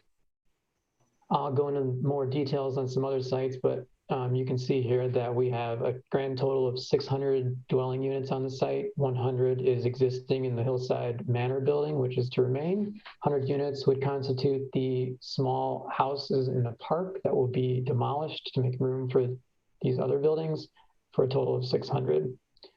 We also have 490 parking spots with the site as well. You can see there's a variety of housing types here. They're color coded. The pink buildings are seen as 2- and 3-story townhouses. The blue buildings are what we refer to as walk-up apartment style buildings, where it has an open stair that is internal to the building and accesses the units. And then the yellow buildings are 3- and 4-story apartment buildings, so they will have an elevator in it. And the violet buildings on the east side are also 4 stories tall, would have elevator in it, and are also designated as the mixed use buildings, with that crosshatch being where we would see ground floor commercial uses. Next slide, please. This is the land division plan that was referred to earlier. Currently on the site, there are 2 parcels. One is for the Hillside Manor building and one is for the park. And this plan shows that we would be dividing that up into, I believe it's 7 different lots, with lot of note, lot J up in the corner, in the top left corner would be reserved as open space. Next slide, please. Oh, that also shows that the streets would be publicly owned. Next slide, please.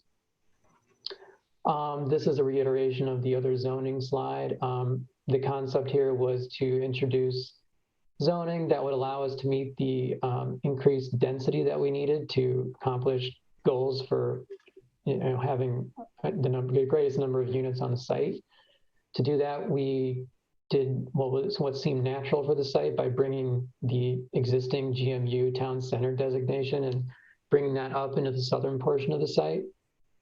We also realized on this project that density would be something to overcome in terms of the neighborhood to the north.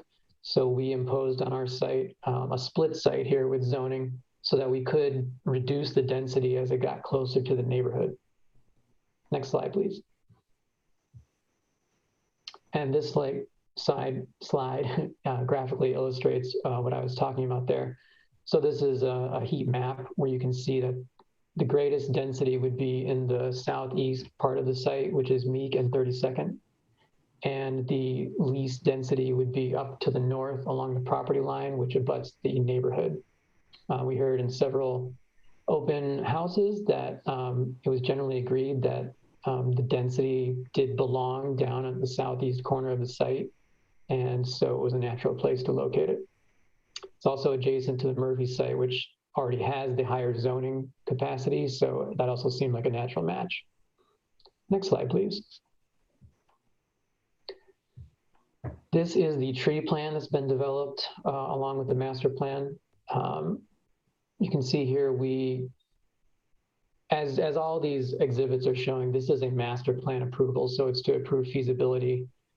As these individual lots come online, specific species would be chosen along, according to the allowed street trees and planting list per the city.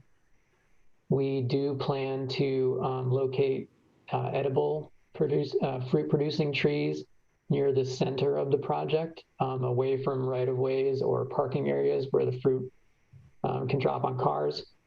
We also feel that locating them in the public green spaces will encourage, timely harvesting of the fruit as well, so it doesn't become a nuisance. Right now, the concept is we define the higher use streets with specific trees that will contribute to their perception of how the site is arranged on the project. Next slide, please. This is a diagram showing the open space. The green areas are seen as planted open space. You can see in the top left, that's the very large open space that used to sort of belong to the manor, but after the repartition process would now be incorporated into this master plan. It's ideal for this location because it sits about 20 feet lower than everything else. And so it's a natural spot to locate a field for ball playing or leisure activities. You can see the tan portions of the site are the paved areas. So we do have a large plaza running through the center of the site, as well as plazas that would contain community gardens and other areas. Next slide, please. This is the vehicular and circulation of the site. It pretty much corresponds to the designated street types in the little graphic over on the right. So 32nd Avenue is our primary collector. It runs north and south there on the east part of the site. There are two primary entrances to the master plan here. The first is at Meek and 32nd, and the second is at Dwyer and 32nd. We, as Mr. Adams explained earlier, we are going to incorporate a left turn lane into the Meek and 32nd Avenue site, and that is triggered when our total number of trips crosses a certain threshold. Parking fields are located internal to the site and are screened by the buildings. This is done also to allow for easy access from what we like to call an alley type of situation on 31st Avenue. That does not have on-street parking on it, so it allows people to access the parking fields pretty easily. The asterisks you see on the site are proposed as curbless intersections with bollards. That makes it very easy for pedestrians to cross the main plaza areas, as they won't have to step up on a curb. And you can also see that we are carrying 29th Avenue as a connection to the Ardenwald neighborhood. However, we do have the removable bollards there or a gate access that would only be accessible by emergency personnel to discourage cut-through traffic. All the intersections will be controlled by stop signs. Also on this slide is located the little TriMet symbol there illustrates where a new upgraded TriMet bus stop would be located at the center of the plaza there, as well as the existing TriMet facilities across the street. Next slide, please. Pedestrian circulation is illustrated on this site. The dark violet color illustrates mostly, sidewalks and showing the connections, places where pedestrians would go. That is considered public space. And then the gray areas are also open space, but they would be perceived as more private, where you're seeing garden type facilities outside of someone's front door at a ground floor use of a building. And then the public space is a little lighter shade of violet there. You can see that in the top left corner. Also in the center of the site where it says open play, and just up to the northeast of that where it says play. We have distributed concentrated bike parking areas located near building entrances or perceived building entrances. Those would be specific once those buildings come online, but the idea is that you put the bikes where the people are accessing the building, whether that be the front and or back doors. Also in public places like the plaza where people are likely to gather. We've also located drop-off areas with the 3 hash mark signs. Those are specific places where one can drop off and pick up to alleviate traffic queuing issues for people who are taking car share rides or getting a pickup from a friend. Next slide, please. This is the phase development plan. The little diagram over to the right shows that there will be 2 phases proposed in this project, with the Hillside Manor and open space remaining. Phase 1 is illustrated in the larger graphic here. It includes lots A, B, and C. And we are providing access to the remaining Hillside Park houses to the north by keeping the existing Hillside Court Road as is. Utilities would also be preserved along there so that they can continue operation until that phase actually gets kicked off. Lot B is proposed to be the replacement housing for the 200 units that are being, the 100 units that are being replaced with the park housing being removed for the new development. Next slide, please. This is an aerial showing the massing of the buildings relative to their scale and density, and they're also color-coded similar to the master plan. So if we remember from the last time, the violet colored buildings are mixed use with the commercial uses on the ground floor. The yellow buildings are apartment buildings with elevators. The blue buildings are walk-up apartments that have internal stairs and access to units, but they have a more residential feel with pitched roofs and things like that. And the pink buildings are 2- and 3-story townhouses. We've approximated one potential concept that we saw early on from the Murphy site to the south. So it shows you what the density was planned for that area as well. Next slide, please.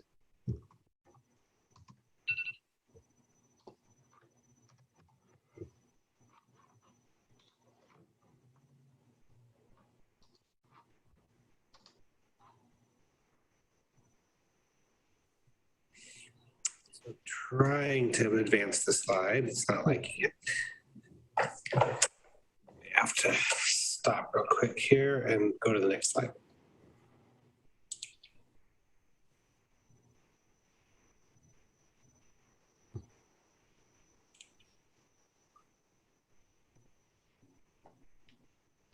I believe that slide was just landing back on the master plan for further discussion. So if we want, we could just go to that master plan page again, and that would end my portion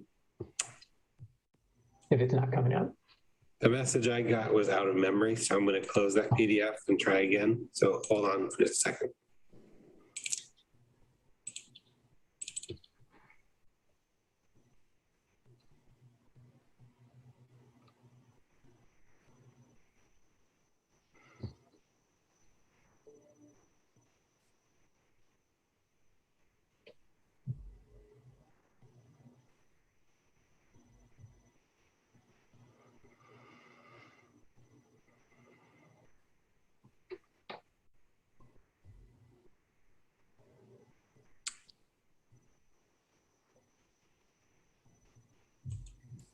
Okay, I'm getting an error message that says to contact the person who created the PDF. So I don't think I'll be able to show it. I apologize.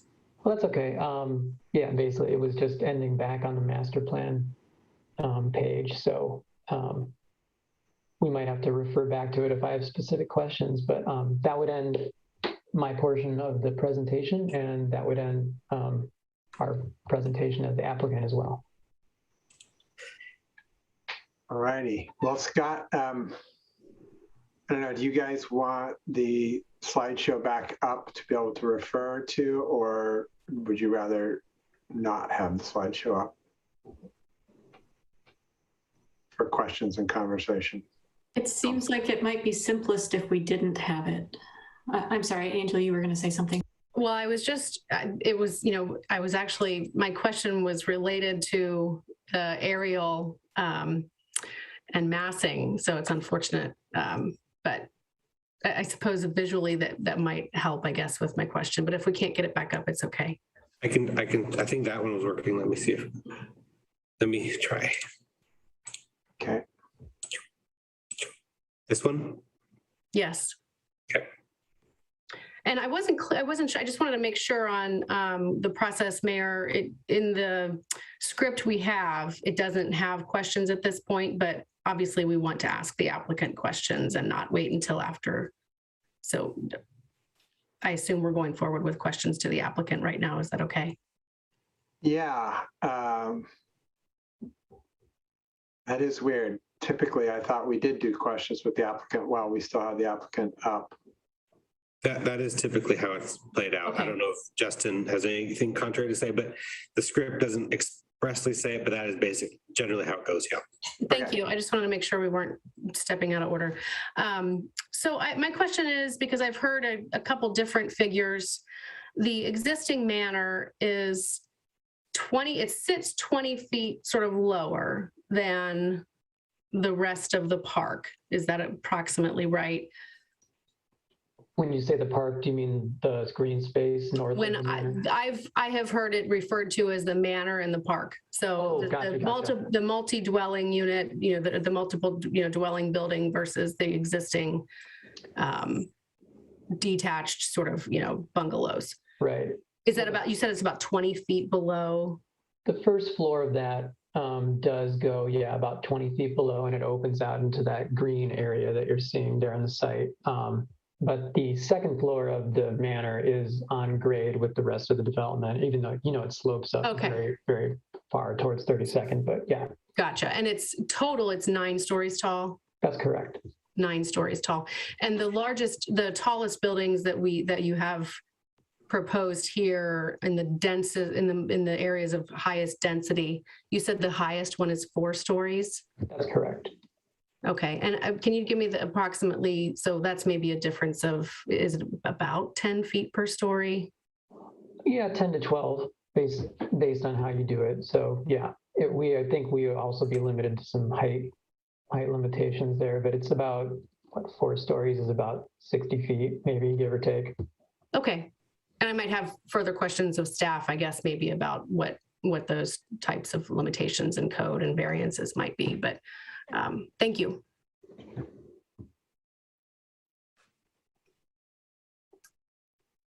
Anybody else? I have a whole list of stuff, so. Should I stop sharing? No, actually, it will be useful to have, at least for my brain, to have the slide. Feel free, you guys, to raise your hand. I'll keep trying to look back at, but go ahead, Lisa. Hey, I was gonna say, I only have one or two questions. So one of my questions was at all of those, well, one of my questions was the one I asked Vera, which is there anything planned beyond a fence in terms of sound, trying to diminish the sound from the railroad? Like at those design charrettes in 2018, 2019, there was discussion of some kind of sound wall.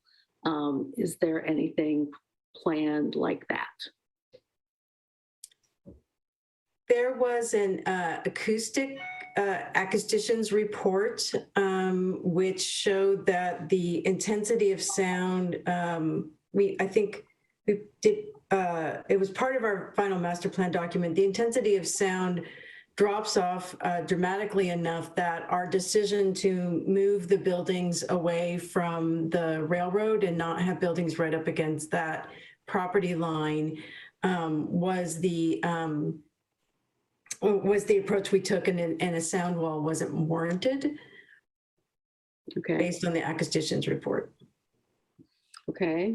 The other thing that was commonly discussed in those design charrettes, and I think it was when we were presented with like 3 or 4 alternatives, I think it was in all the alternatives, was a community center of some sort. You know, it was in some places, in some designs, it was a freestanding thing. In some designs, it was the first floor of a building on the internal portion, not the part that faces 32nd. I see there's nothing like that in this plan. There is some discussion of a community meeting room, I guess, but there's no sort of community center idea in this plan. Is that correct? That is correct. The community center that was originally proposed was thought of as a regional community center, so it would draw from a larger geographic area. The approach we've taken with this is considering that most of the buildings will be affordable housing. Those already have requirements to provide community centers and types of rooms inside those buildings. So the developer felt that we would be duplicating and possibly taking away energy from those individual buildings by providing a separate community center that needed separate funding. So what, can you elaborate on what those requirements are? Though I gather they're from the funders or something. What are those requirements? True. There's when public monies are used, there's usually a requirement to provide a community room that is based off the square footage or number of units of the area, that provides things like enough meeting space for X amount of tables, a community kitchen, and a gathering space. And they usually keep it pretty flexible so it can be used for several different functions. Okay. Right, thank you.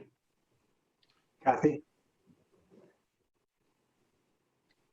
Yeah, and I'll follow Councilor Beatty's pattern there. And I had asked a question earlier about, we know that the affordable units will be built with earth advantage, and will that apply to the privately developed units as well? The developer has the option right now to encourage that, but there's a variety of options that would be that could be taken as an approach for the market rate housing. Earth advantage multifamily could be used as is required by the affordable housing, but another common program is LEED or things like that, or even net zero could be taken if the developer of those individual lots warranted it. So you would require some sort of green building standard of the privately developed parcels, but you would not define which program, is that correct? I think at this point, the goal is to stay pretty flexible with those market rate lots, but yes, that sustainability is a goal and that there would want to be an energy program. So sustainability is a goal, but it will not be a requirement. Devin, would you want to speak more to that? Yeah, I mean, I think we're in kind of the early phase of trying to solicit developers for the individual lots. Certainly the Metro Bond Program funds flowing through Clackamas County, we've required to have at least an Earth Advantage building requirement. It's something that, you know, as we select developers through an RFP process, that we would weight highly in our selection criteria, but we haven't yet established that it will be required at this point. Okay. And then I'm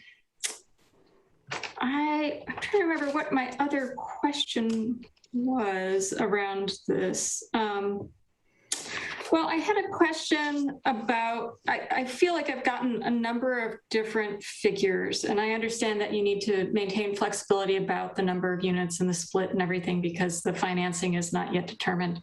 The closest I came to getting an actual discrete number was when the project team presented to the Ardenwald Neighborhood Association.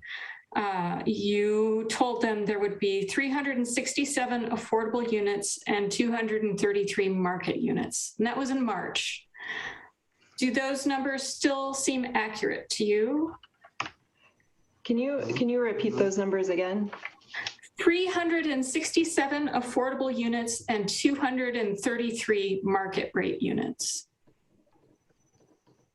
Okay, so that includes the manor. Yeah. I would say that that would probably be on the higher end of market rate units that we want to consider. Like I said, we do want to maintain flexibility. We've been looking at lots A and E as potential market rate unit, market developments. So that would be a total of 194. And we foresee maybe some of the townhomes being sold at market rate, but we also want to reserve some of those for affordable housing. So can you switch us to that map that shows the lots? Sorry. Oh yeah, that's the master plan. Yeah, it's way toward the front. Yeah, I've got a number of questions in this realm as well. It may be of value for you to outline in a little more depth your thoughts around the numbers of affordable housing units, because like if those numbers were to hold true, we're going from 200 affordable housing units to only 66 more affordable housing units. 166 more affordable housing units, which is really depressing, frankly. It seems like a whole lot of effort for not a lot of return. So if you could walk us through the limitations of the Metro bond, of federal, I assume you're relying on tax credits. I don't know what all you're using. Yeah, sure. I'm hoping we can get the master plan slide pulled up if it's available. Is that the last one in this slide deck, Brian? It's early on. It was shown early on. So probably the third or fourth slide. Okay, I'll try. So, I mean, I just want to start off by saying 233 market rate, I think is conservative, meaning that I think we'll have fewer market rate units than that ultimately. But again, we don't, there's so much that we don't know, and we do have considerable infrastructure costs associated with this project that we don't have,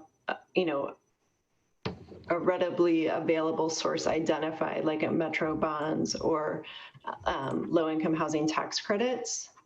In addition to that, there's all, through our neighborhood outreach, through our own board, there's been a desire to have a mixed income community as to not concentrate poverty into one development. So that's been our thinking about that. The Metro bonds can only be used on units that are 80% AMI and below, and a majority of those are 60% AMI and below. I think we only have about 81 units that can be that can go over 60% up to 80%. We also wanted to include workforce units, which is that kind of middle income, 80 to 120%. So when I say market, that's included in that number. The tax credit program doesn't support units over 80% AMI either, and those are the two primary funding sources.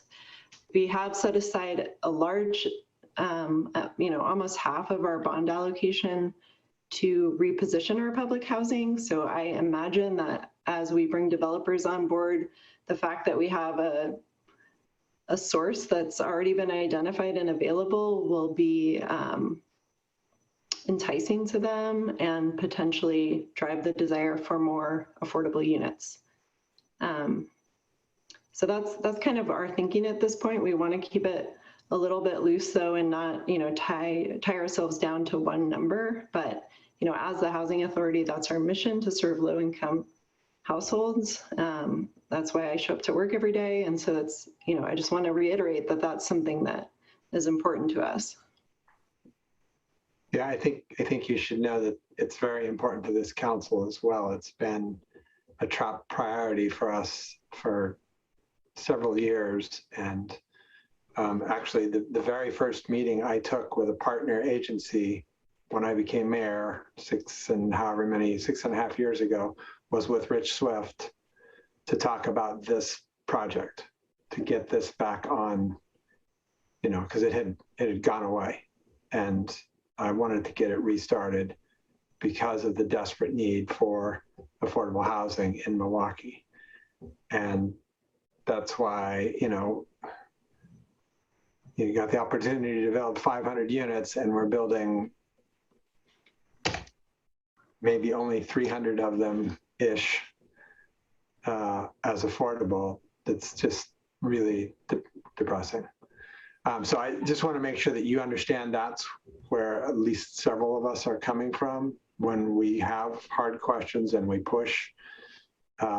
We have heard your board say they want more market rate. We have market rate apartment complexes coming out of our ears right at the moment.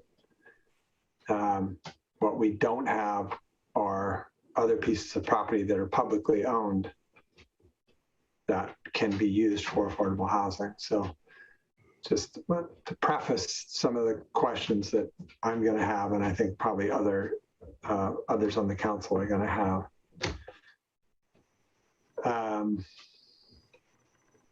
Lisa, did you have your hand up, or was there some? I felt like somebody else had a hand up.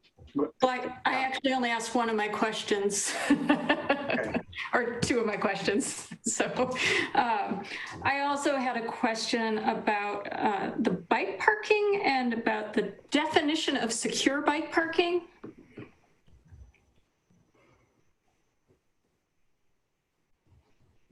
What is the question?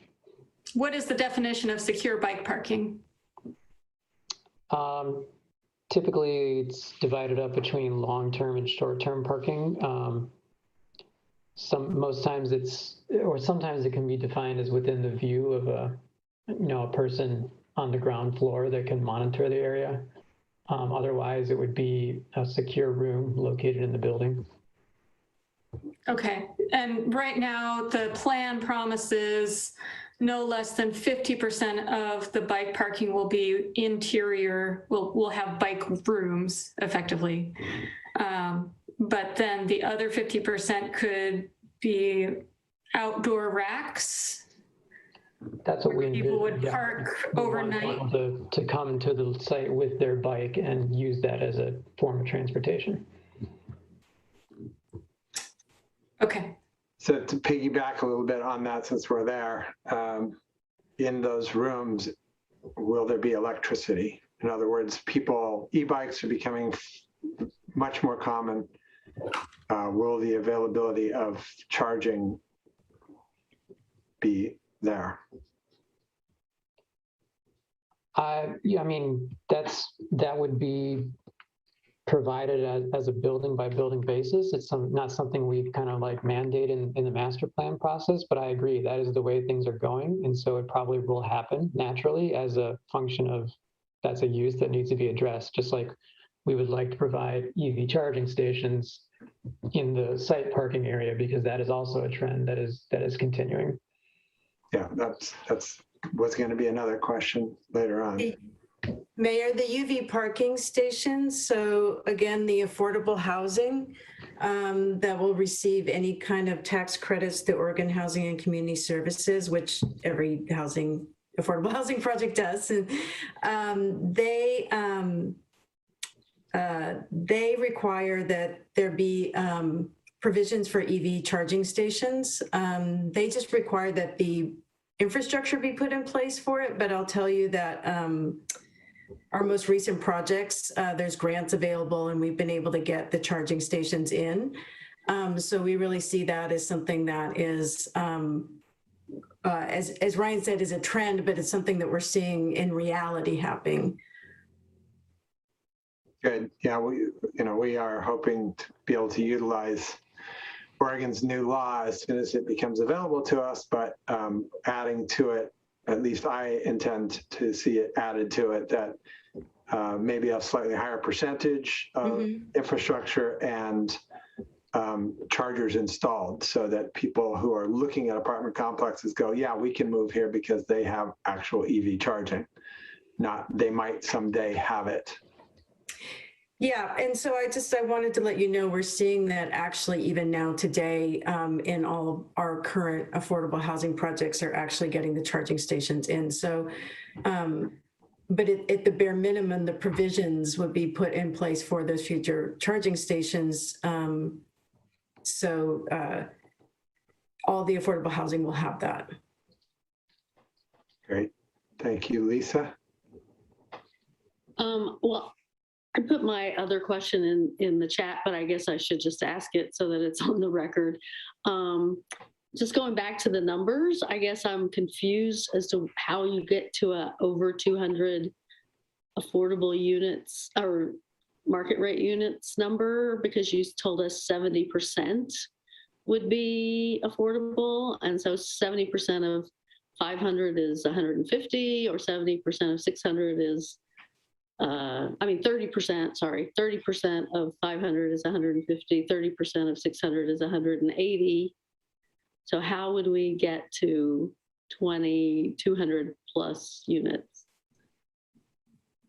Well, I guess the number that I've always held in my head is that, there's likely potentially 200 market rate units. I mean, this is all theoretical at this point. That's the number I'm kind of holding.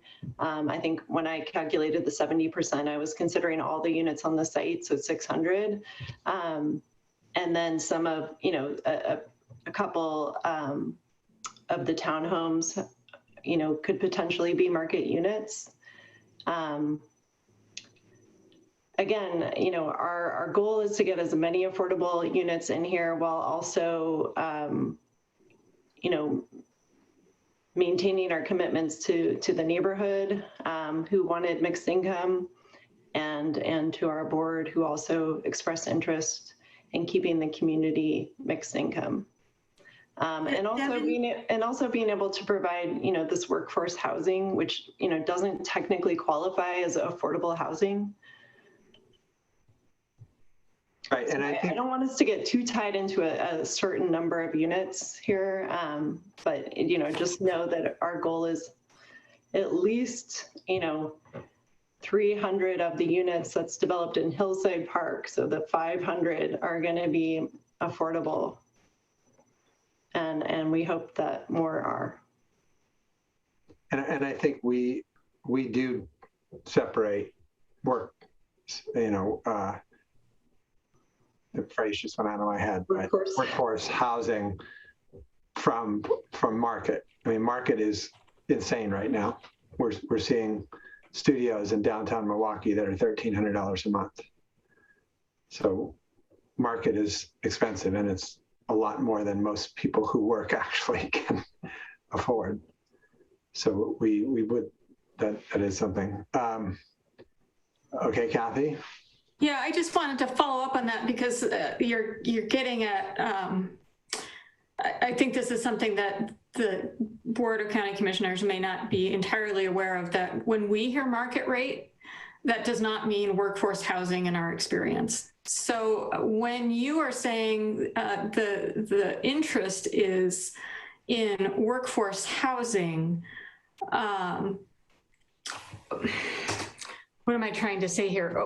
It would really be beneficial to understand better if there are any provisions in the HACC to ensure that it is actually workforce housing priced units that you get out of those private developments versus market rate housing, which could be, as the mayor said, quite a bit more expensive than workforce. Does that make sense?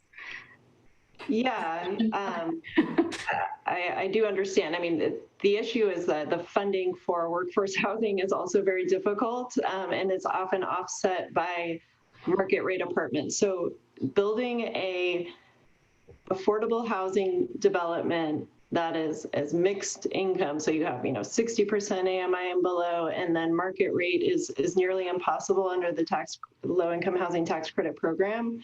However, you can do that with the 80% AMI and below and above in a market building. So that the market rate developer can set aside a portion of those units, subsidize those units with market rents. But again, it's all going to come down to the proposals that we receive from developers. So it's hard for me to set any real parameters on what people can propose, but it's certainly something that we are going to look and scrutinize as we're reviewing proposals from developers, because that is our goal and that is our mission as a housing authority. Angel. So I've heard about, I guess I want to know if you have a breakdown of the community comments and desire for mixed income, because and this is sort of, I want to be really careful about the way we talk about the neighborhood, because this site is in our neighborhood. I live in this neighborhood. Councilor Nicodemus lives in this neighborhood. The residents who live there now are in our neighborhood.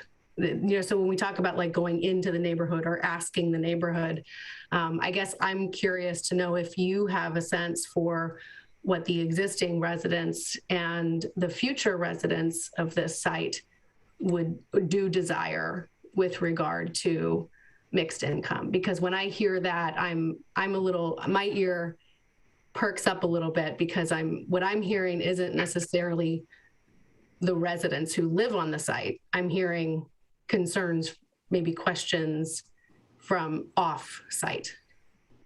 Is that accurate? Yes. I think if I'm understanding your question, that most of the concerns I feel like we've heard from neighbors adjacent to the property, not necessarily our own residents, about concentrating 600 affordable units in one development. And to their credit, I haven't heard a lot of opposition for affordable housing in general. It's maybe let's just have a mixed income community with a variety of different income levels. So has that desire been expressed? I mean, you've also done you've also done outreach within the site, specifically targeting current residents. Has that come up as a question or a desire from existing residents, or is their focus primarily on affordable housing? I think that our existing residents are just mostly concerned about their own situation and what's going to happen to them. Are they going to have access to certain things? What is their next 5 years going to look like? That's been the majority of the feedback and questions we've received. Lisa was Devin, I think I do want to, I have the, this has lasted a long time, and I was there at 2018 when we did our first resident visioning session. And I will say that the residents did, some of them did express a desire to be part of a neighborhood. And in their mind, a neighborhood did mean a mixture of people and income. And they were excited about that possibility of it feeling more like integrated into the city. And that did include the variety of people, including a mix of incomes. So that was that very initial visioning session with the residents. That topic came up from a couple of residents. So I did want to, just because Devin didn't go back that far. Yeah, Lisa's been with us a lot longer, so. Yeah. Thank you. So I'm going to start through some of my questions. In the chart for modified GMU uses proposed, there's the commercial uses and then there's the residential uses. In residential uses, there's a use boarding house, what we would call these days SROs.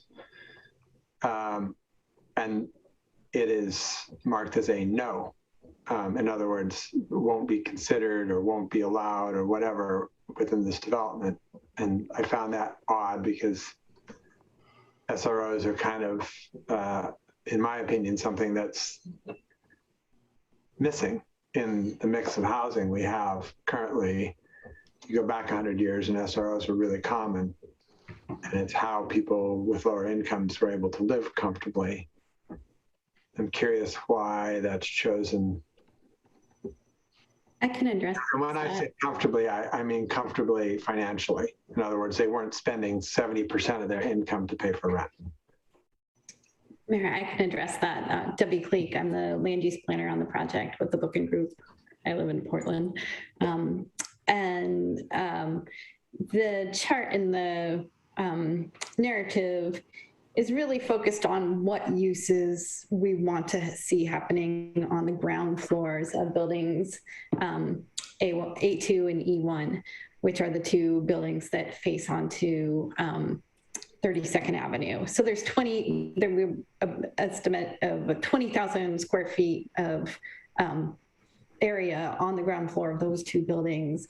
And that's where we want to see the mixed use commercial development. And so we limited the chart to indicate which uses in terms of commercial. And I recognize that SROs are a residential use that's allowed. We're not saying we don't want to see we don't want to have SROs. I think that would be more in Devin's court in terms of whether that's a viable use for the site. But we are not specifically saying that the residential part of these buildings cannot be SRO. We were looking at what kind of commercial uses we do and not want to see on the ground floor of those mixed use buildings. This portion of the chart isn't referencing the ground floor. In the item right above it, it says row houses, multifamily, cottage cluster, live work units, senior and retirement housing. And to that, it's saying yes. But right below that, when it talks about boarding houses or SROs, it's saying no. So it's not to do with the commercial portion of the buildings. Can Vera, I thought that boarding houses were not, in the city municipal code, are boarding houses and SROs considered the same thing? Actually, I'm looking at the municipal code and it's a little unclear. I think we were seeing boarding housing as transient lodging and not permanent housing. And we were seeing SRO, single room occupancy, is still multifamily. So maybe it's a misunderstanding of the definition could be playing into the question here. yeah, our code we have a definition for boarding house, within our definitions section, of the code. And but SROs are not defined and aren't really mentioned in the code anywhere, as a housing type. So the boarding house piece boarding houses have a very specific definition. I'm happy to read it. It's a building or portion without separate housekeeping facilities, to be occupied by persons paying consideration for sleeping purposes where meals may or may not be provided, and is not occupied as a single family unit. So it's a pretty generic definition. But generally, yeah, a boarding house would be in the multifamily kind of family of housing types.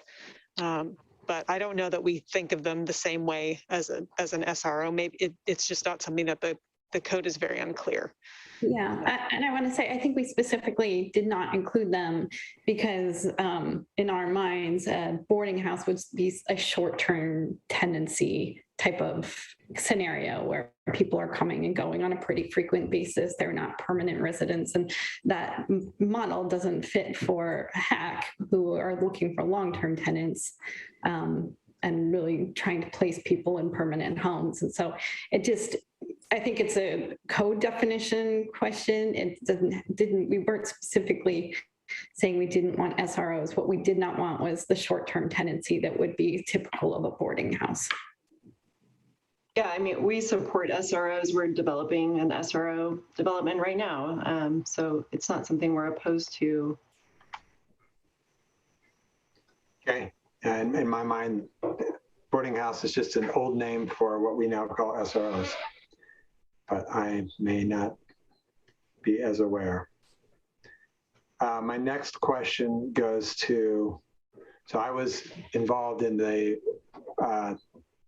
sustainability charrette, and one of the many things that came out of that was a suggestion for permaculture considerations, edible landscaping, blueberries instead of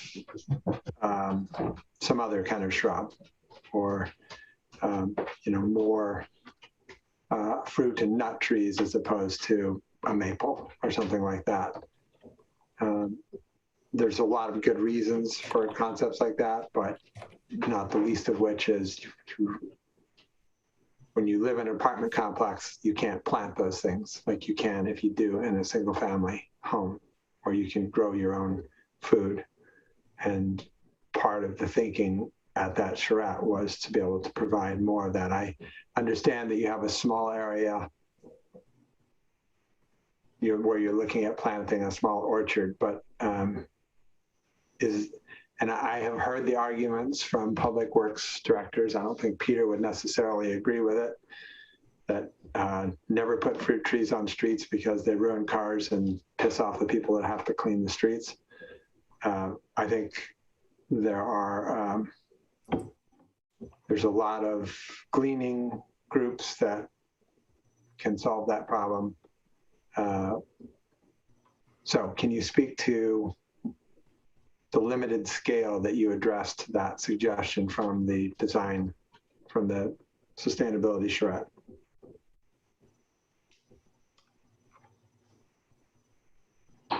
Yes, Mr. Mayor. I mean, exactly what you're saying there is that I think conceptually people would be open to the idea of more of these areas being edible. We're also thinking ahead to the future development phases where we do have to interface with public works, and from past experience, we know that hasn't been really encouraged on right-of-ways. But I suppose that's something that can be discussed by the group at large. We're not opposed to it in any way. I didn't know, we had asked our landscape architect recently if they could confirm that in terms of trees, specifically, if those fruit-bearing trees are on the approved street tree list. And they informed me that they were not currently. But like I said, we're not like opposed to it. We're just trying to meet the letter of the code and what we've been experiencing in other jurisdictions. Okay, sounds like a conversation for a future date.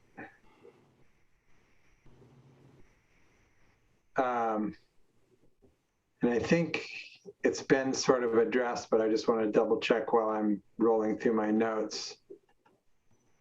The 29th Avenue bike ped interconnection with the neighborhood to the north, as it's been described by staff, is like 7 years away. Is that accurate?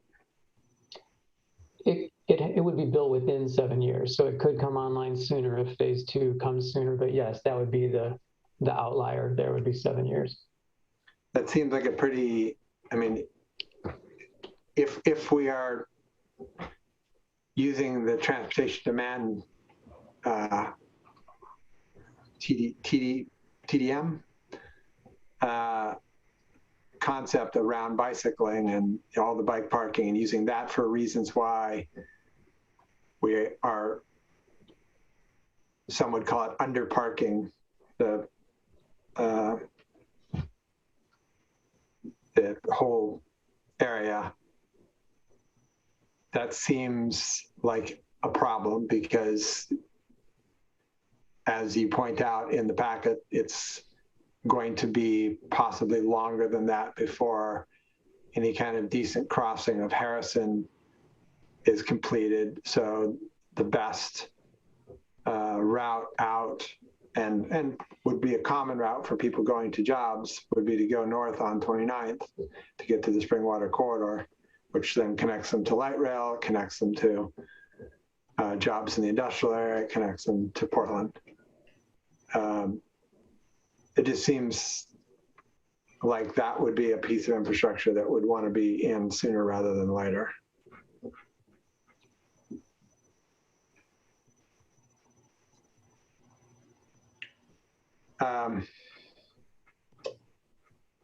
What's the process going to look like after this? In other words, I think council is in a position where we feel like this is the only time we're going to get to touch the project. And so you see concerns around numbers of affordable housing, concerns around EVs, concerns around a lot of things, because we feel like this is potentially our only opportunity. I think we might have ideas, or we might have other partnerships that we could help bring into this to increase the amount of affordable housing or help pay for more of the infrastructure or something. And I'd like to know what the process going forward would be where those opportunities would exist. Devin, do you want to talk a little bit about the kind of upfront work that you all would be doing before we would start construction? Yeah, so I think, next steps, we need to go through a process with HUD to release the land, but we need to have a better sense of, what is going to be developed in phase 1 before we can submit that proposal. So I think our next step here is that we're going to be soliciting, we're going to release an RFP for developer proposals for phase 1 development. And part of the reason we can't, get the bike path in right away at 29th there is that it's part of phase 2. I just want to note that. And then, each lot will go through an approval process with the city. And I think a lot of those things like EV charging and, outlets in the bike room and stuff will be determined at that time, if that's correct, Ryan. And that's my understanding of that process. Yes, I mean, they would, now, anyone here knows that we can be conditioned to provide anything that, is within the city code or within this body's jurisdiction, but that would be the point where those things would be put upon the project, is at that time when they're going through the building permit and development review. So that's where the rubber hits the road, is during those individual buildings who are conforming to the master plan with the public roads and all that was set, the parking fields. But yeah, their lots, their individual treatment of the buildings and what services they provide would come in at that point. So Vera, correct me if I'm wrong, but I don't believe that is likely to come to council. that's at best a planning commission decision, and even possibly a level 1. Yeah, generally that would be a type 1 development review, land use application to show, conformance with the approved plans at the, at the time of building permit submittal. The only way it would get to city, or it would get to planning commission, is if it were appealed, if that Or there was were appealed, but some variance or a variance or something like that. Yep, right. So again, back to my point, right? This is the council feeling like this is our only chance to touch this. And so it's a lot of the sense of, trying to push harder in this moment than may feel comfortable to you because of the stage you're at. I noticed in the TDM that there weren't any mentions of car shares, but in vocalizations, I have heard discussion of car shares. So is there thinking around, and when I say car shares, I mean on-site EVs that residents can sign up to utilize, not, the car sharing, whatever we are calling. Uber.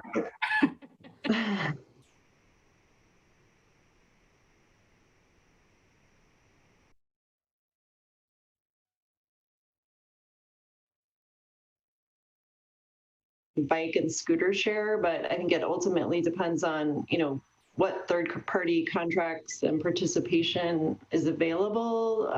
We've looked into scooter share when we were doing our transportation demand analysis, and it just didn't seem like there was any organizations coming to that area at that time.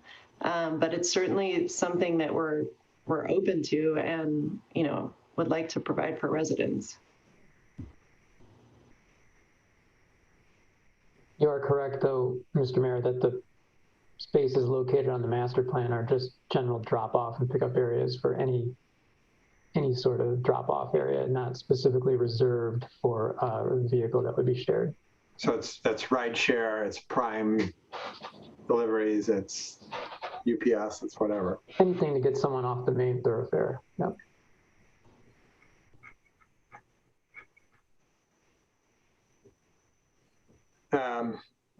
It says in the packet, the intent of the ADA spaces is that they would not be used for 24 hours or overnight parking, since they need to remain available for medical transport, which I found an interesting statement. If you are a person who is disabled and therefore needs to use the handicap parking, but you don't go out for 3 days, where are you supposed to be parking?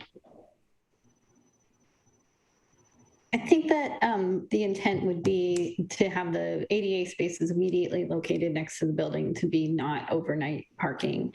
But the idea would be that each lot or each building would have a parking program established with its residents. So based on the needs of those particular residents, there would be a certain number of sort of reserved spots that would have parking passes or overnight kind of priority passes, and those would be given out to the residents with the most need.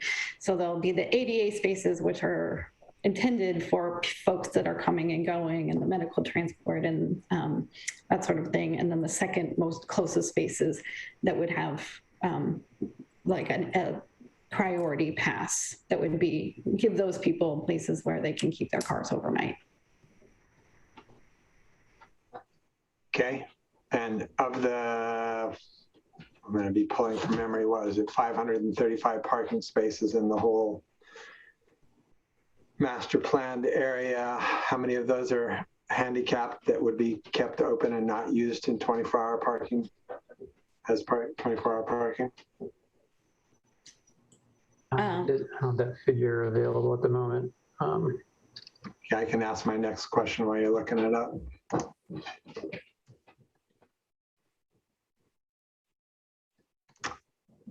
It says green roofs will be encouraged on new buildings to provide stormwater management benefits, as well as potential gathering spaces for views, with views for residents. And my question is, green roofs will be encouraged. Are you guys, or are you not building some of these buildings? When you say they're encouraged, who's you encouraging yourself to build buildings with green roofs? Or are you guys not developing any of this? The Housing Authority is not developing the individual buildings. Is that normal? I would say for the most part, yes. I mean, we have a development staff of 3 people. Well, I'm not saying is that normal for Clackamas County. I'm saying is that normal? Is that the way it works in Multnomah County and Washington County, in King County, in LA County? I think, you know, some of the larger counties have a bigger development arm, and they do their own developments. I know they also, you know, do what's called turnkey development, where they have other developers develop and then they, you know, retain ownership of the property once it's developed. There's a variety of different models. I don't think this is out of the ordinary in any way. For comparison, the City of Portland's Housing Bureau does not develop any of its own buildings. So when you are encouraging various things, and there's a growing list of things that will be encouraged and not required, what does that look like?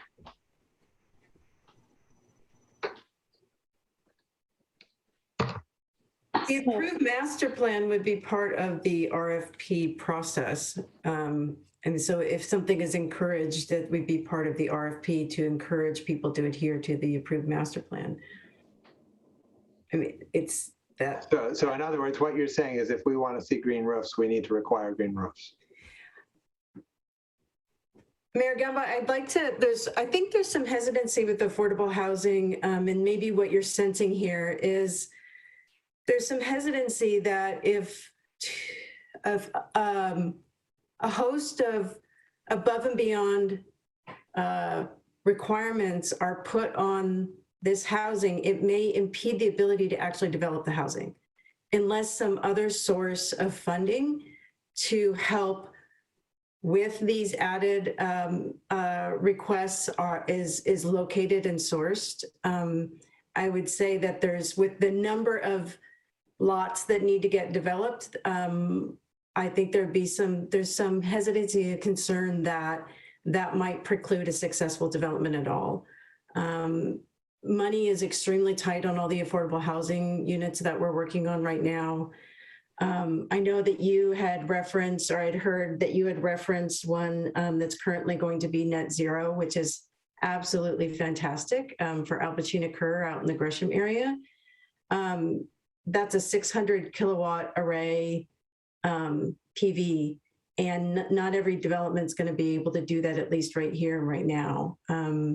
So I think that might be some of the hesitancy you're feeling and some of the concern. So this brings up a broader question. You know, if we'd have been having this conversation 5 years ago, it would have sounded very similar, right? Money's tight. There's not a lot of money for affordable housing, tax credits, blah, blah, blah. We got to put together these deals. We got to create these coalitions of funding sources, blah, blah, blah. And then we all passed the Metro bond measure, which was supposed to alleviate a lot of that. It doesn't seem to have made a whit of difference. It seems like we are, at least emotionally, and I don't know financially if there is actually any difference, but the tone, the emotional tone, and the sense is that things are just as tight as they were before we passed the Metro bond measure. Can you address that? I would say that there's more funds available, but we're also in a period of rising construction costs. And then there's also the perception, which I struggle with all the time, looking at cost per unit. And so many, you know, things get layered on top of funding for affordable housing that drives up costs. And then we get asked, why does this cost so much per unit? And we get a lot of pushback from the public about the cost per unit. So I think, you know, that's part of the hesitation that Lisa's speaking to. What's exciting to me about working in the field of affordable housing right now is this housing, not only is it affordable, but it is generally much more sustainable than traditional market rate housing that's currently being built. So the first Metro Bond development that has residents moving into it is the Marianne in Beaverton, and we were the designers for that for Reach CDC. That project is completely covered with a green roof, and it's going to perform 35% better than code, which is going to be excellent for the residents. It doesn't have PV. We made a decision to do the green roof on that project instead of PV. And a lot of times there's a bunch of trade-offs you have to have on each project to do a cost benefit of analysis on what is going to be the best green measure to put your efforts into. And that flexibility is very important. And so, but it is very exciting. Every single one of our projects is achieving Earth Advantage Gold or Platinum. And that's directly benefiting the residents that will be moving into it. Which is, I mean, green roofs I think are cool. I think they're overblown. I think there's other ways that stormwater can be handled. Energy efficiency is not overblown. I think that's critical not only to the affordability of the tenants going forward, but it's also critical, obviously, to the planet.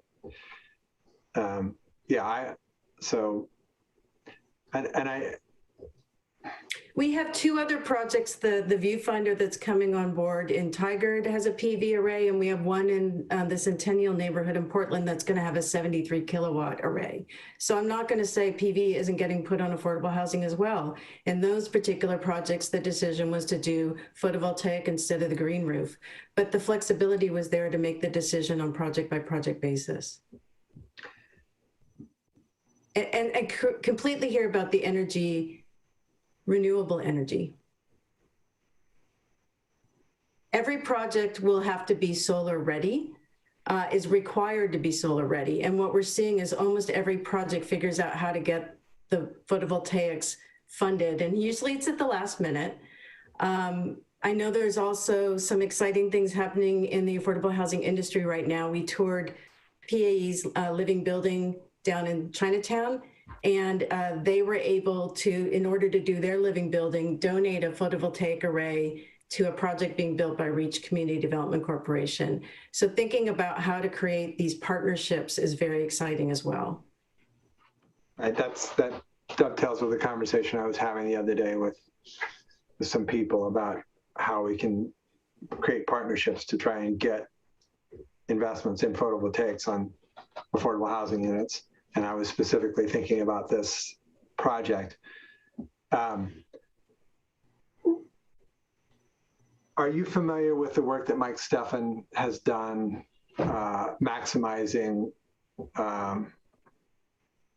minimizing costs of general construction?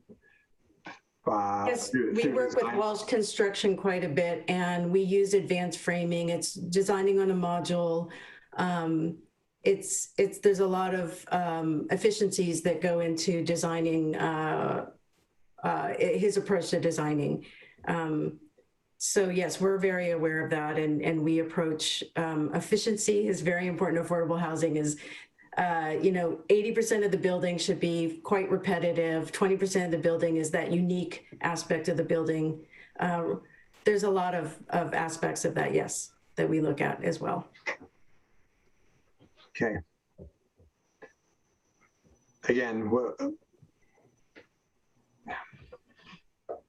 I think what the mayor is trying to say is thank you for that perspective. This is really hard for us because this feels like such a tremendous opportunity, and so much of it is not in our control. I appreciate, and I'm not putting words into your mouth here, Mayor. You're doing good so far. She's my nice side. I do appreciate you sharing all of that perspective, Lisa. It's helpful for us to hear how other projects are living up to what we dream and hope and want to be able to expect out of the Hillside project. we're very interested in ways that we can ensure the best possible outcome and the best possible matchup between the values of our residents and the values of the HACC and the values of the future residents of Hillside. And I'm hoping that we can get there. And it's very hard for us to not be able to guarantee that we can get there. And there's a lot of fear, I think, for us in all of this. So I do thank you all for sharing that information, and now I'll stop. She did good. I should have prefaced before I even opened my mouth tonight that I have a raging ear infection. I'm in a lot of pain, and so I'm even more prickly and more irascible than I normally am, which is saying a lot. But Kathy said it perfectly. Thank you, Kathy.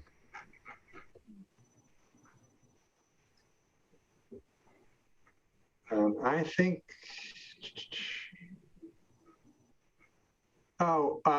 you sort of said it, but I want to address it from one other kind of question.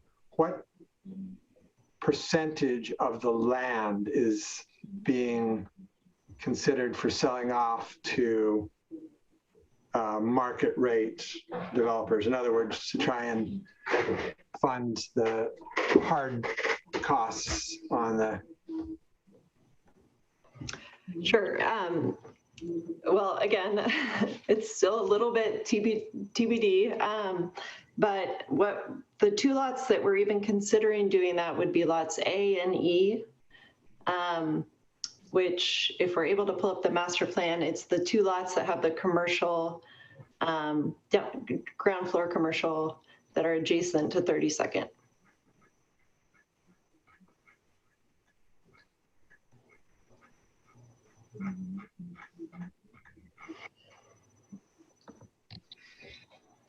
Do you have a quantitative number on that? A percentage of the? Here. If I was guessing, I would say that's 35%, 40%, somewhere in there. I would guess slightly lower than that. I would guess lower than that too, since it's only 2 of the 10 lots that were planted. I guess I'm not counting the manor and the open green space. Well, to the manor, because they're okay. They're done, right? We're not adding any housing to them.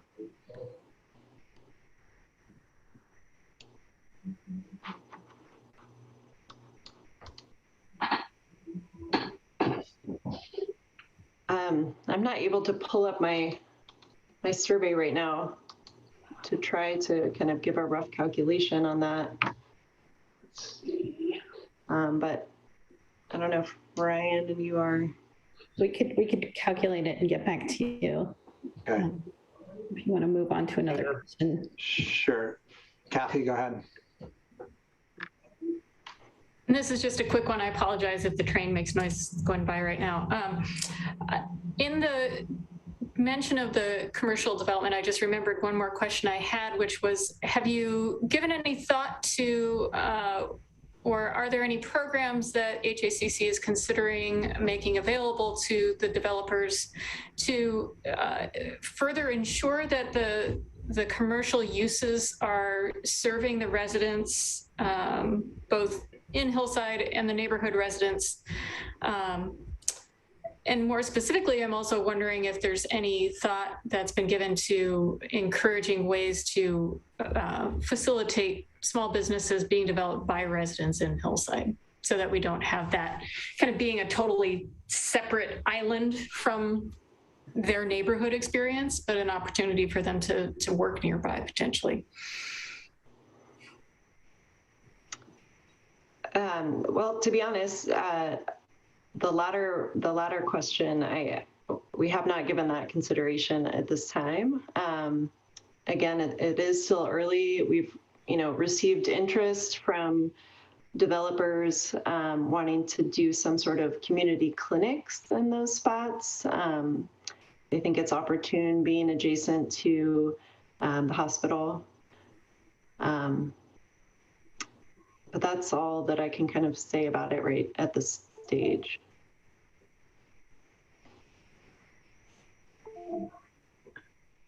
Yeah, speaking of the hospital, this was a few years back, but the last time I met with actually the former director, he desperately needed workforce housing nearby and hoped that one of the two developments, either the Murphy site or this site, was going to provide some of that. So, yeah, I mean, I see that as an ideal, you know, type of housing for those locations. People working at the hospital. So, you know, I hope that we can make something like that work out.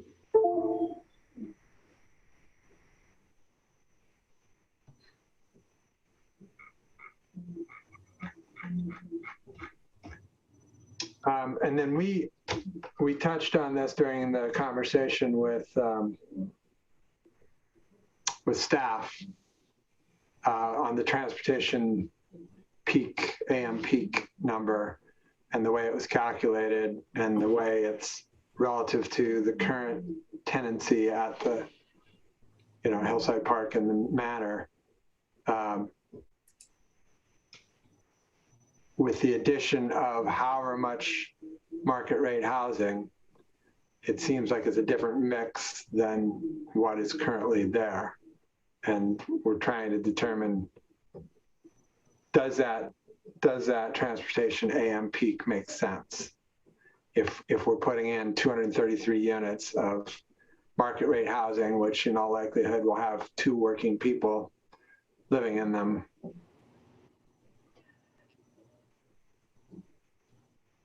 Well, I'll say you know, during this meeting, I was having one of my coworkers pull data on existing Hillside Park residents, and you know, it's rough, but it looks like around 12% have, you know, are traditionally employed.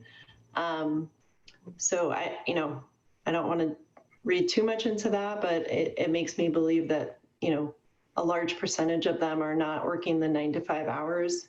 And I would say that population is probably even more so at Hillside Manor. Since that is not public housing anymore, we don't have access to that data readily, but it's something that we could look into a bit more. I wonder how many folks who earn more money will be able to work from home, right? Because if you need affordable housing, you probably have a low-wage job that you have to get into a car and go to work. Whereas if you have a high-wage job, you're probably, especially now, going to be able to work from home.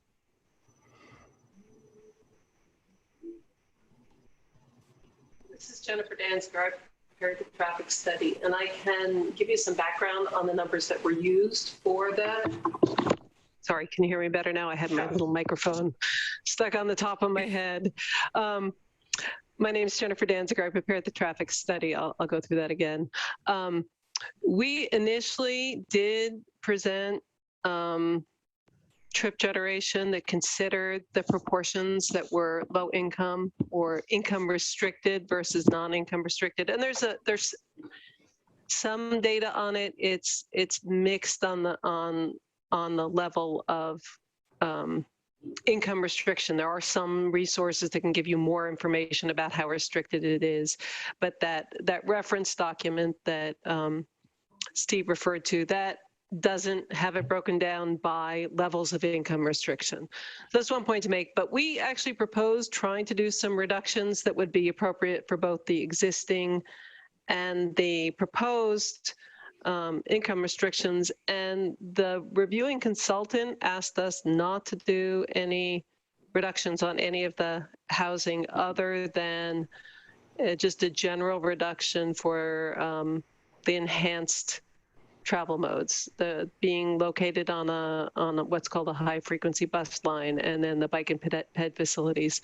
So we did actually attempt to look at those numbers, and then we scaled back. So overall, the you might be right. The AM may be a little, I mean, it's hard to tell with this. It could be that the numbers are a little bit lower. I don't think they'd be vastly lower than the difference that we'd be seeing, that you'd be talking about hundreds of trips more, because multifamily housing is a very low trip generator compared to single family housing anyway.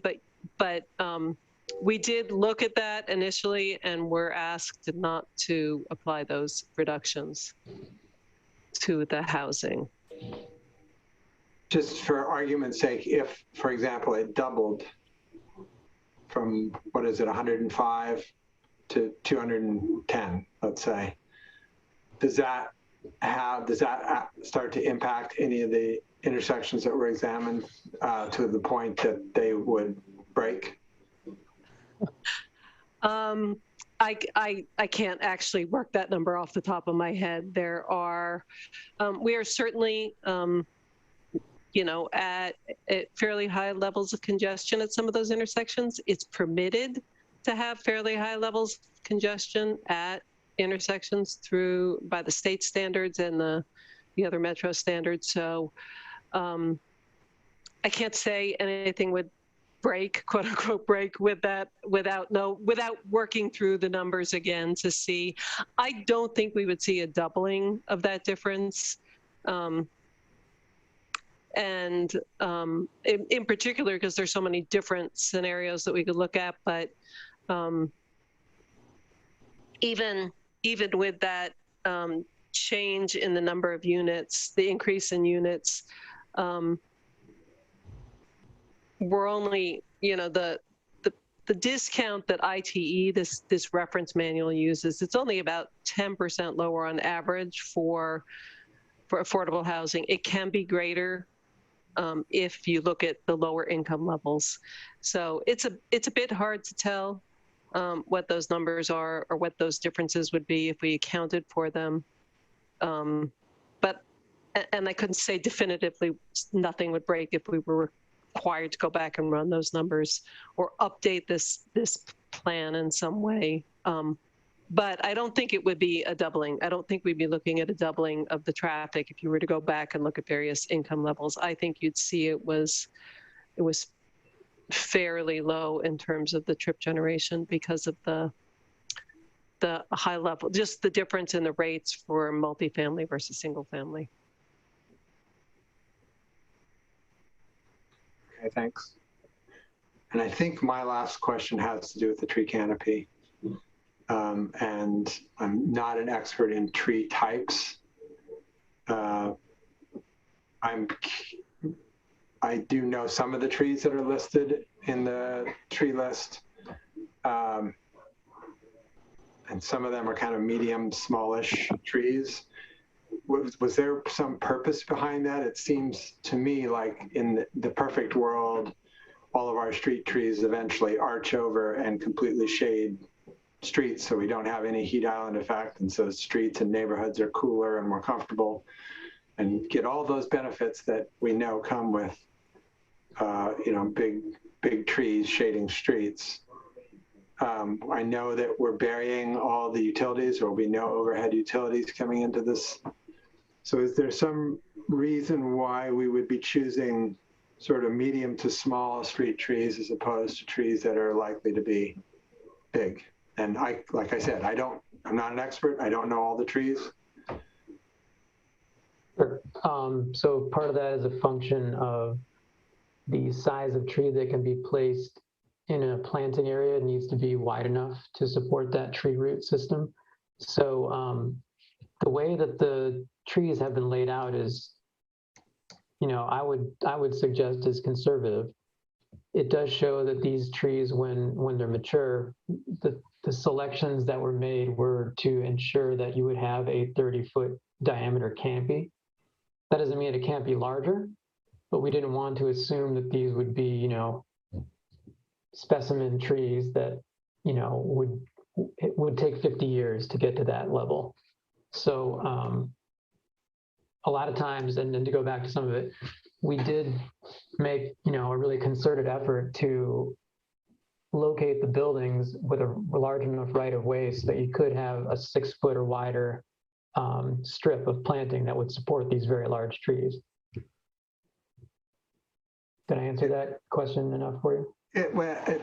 Sort of. To your point about taking a long time to get there, I've often proposed, and I don't get to develop things, so I don't know how often it happens, but I've often proposed that we alternate fast-growing trees. Every other tree be a fast-growing tree, and every other tree be a, Oregon white oak or whatever is going to, a 300-year-old tree, so that you get shade, and then as the fast-growing trees die off, like big leaf maples aren't particularly long-lived trees.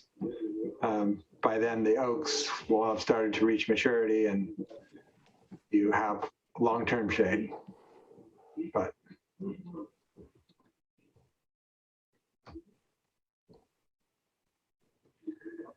all right, I think that's all the questions I have, unless somebody else on council has questions. I do have questions for staff, and it's going to be sort of conversation with you. I suspect there's going to be some back and forth, because my general question to staff is going to be, what's the most we can do to cause the things that we're hoping to have happen here without taking the opportunity, without jeopardizing the project, right? In other words, we want the most affordable housing, the most green that we can get, while still making sure that the project happens. And so I'm not sure what levers we have to pull, what things we can do, where our opportunities are. And I'm sure that's a conversation between you and our staff. Anybody else have any questions before we go on to the next? Anybody who's wanting to testify otherwise? Okay. Thank you all very much. Great presentation. Sorry, I was prickly. Good points.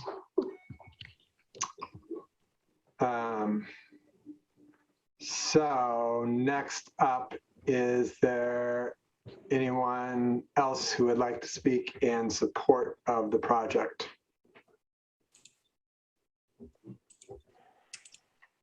I'm looking in the email, Mr. Mayor. I don't see anything. I don't see any hands raised. None of the chat that I noticed was a question from the audience. So neither in support nor neutral nor in opposition is what you're saying? That's what I'm saying. That you might want to ask each specifically, just so we're on the record as asking. Sure. Do we have anyone who wish, and if, don't imagine you've lost your chance if I go past your where you think you fall.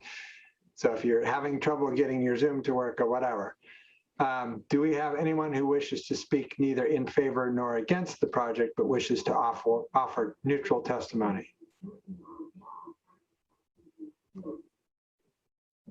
And lastly, do we have anyone who wishes to speak in opposition to the project?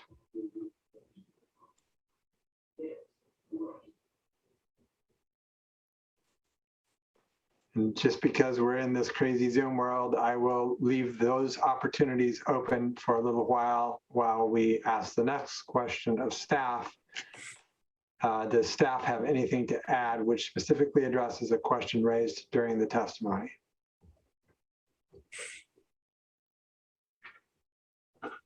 I'm not sure if this is the appropriate time, but we've been sort of offline working on a couple of conditions that would address some of the things that council has talked about, but we can get to that, during the deliberation if needed, but specifically regarding the TDM piece, as well as the longevity of the plantings as part of the landscaping. So when it comes to that point, we can talk about that with you folks. But that's all I have. Does any member of council have any questions regarding clarification of the testimony to this point?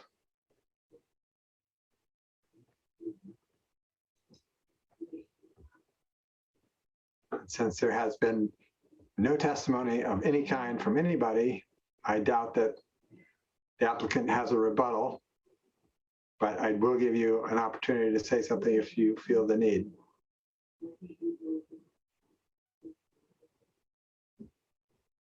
No? Going once, going twice for all of the above questions. Anything, Scott? I'll look one more time. No email, no hands raised, and no chat. I have to comment here that this is astounding, given the magnitude of this project, that there is no one who's pushing back at all in any way. That speaks volumes to your work going into this, volumes. You guys have done a great job throughout, and the proof's in the pudding. So, good job. All right, then, if there are no further questions, I will entertain a motion to close the public testimony portion of the hearing. I'll move to close the public testimony portion of the hearing. I second. It has been moved and seconded to close the public testimony portion of the hearing. All those in favor, say aye. Aye. Aye. Opposed? None heard. Public testimony portion of the public hearing on the Hillside Final Planned Development file number PD 2021-001 is hereby closed. Is there any council discussion? I had a question about a break or some indication of whether or not we would be continuing. I could use the opportunity to stand up if we are not ending at 10. Well, do you want to take a 5-minute break? Or do it? Sure. So I'm not sure how long the deliberations will take, so I can't. Okay, yeah. Let's take a 5-minute break.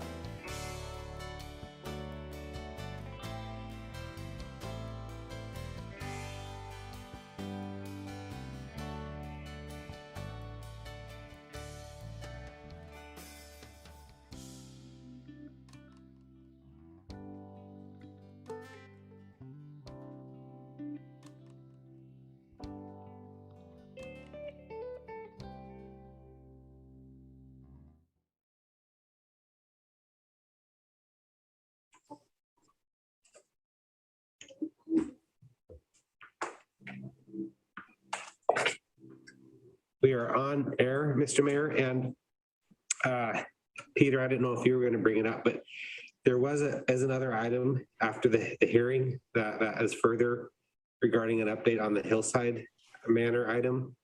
And so it might be hard for council to know, but we're trying to gauge whether or not it's time to let them move on and we can reschedule that update, or if council has an idea if we should keep it on the agenda for this evening. I believe it was a planned update on the Hillside Manor part of the project. Yeah, I would let them go. I suspect, it's 9:34 and we've got some deliberations, and then, so yeah, let's reschedule that for the next meeting. Sorry. Very good, Mr. Mayor. Thank you. And we are on air. If I didn't say that already, we're on air. Okay. Okay, deliberations. Anybody want to start?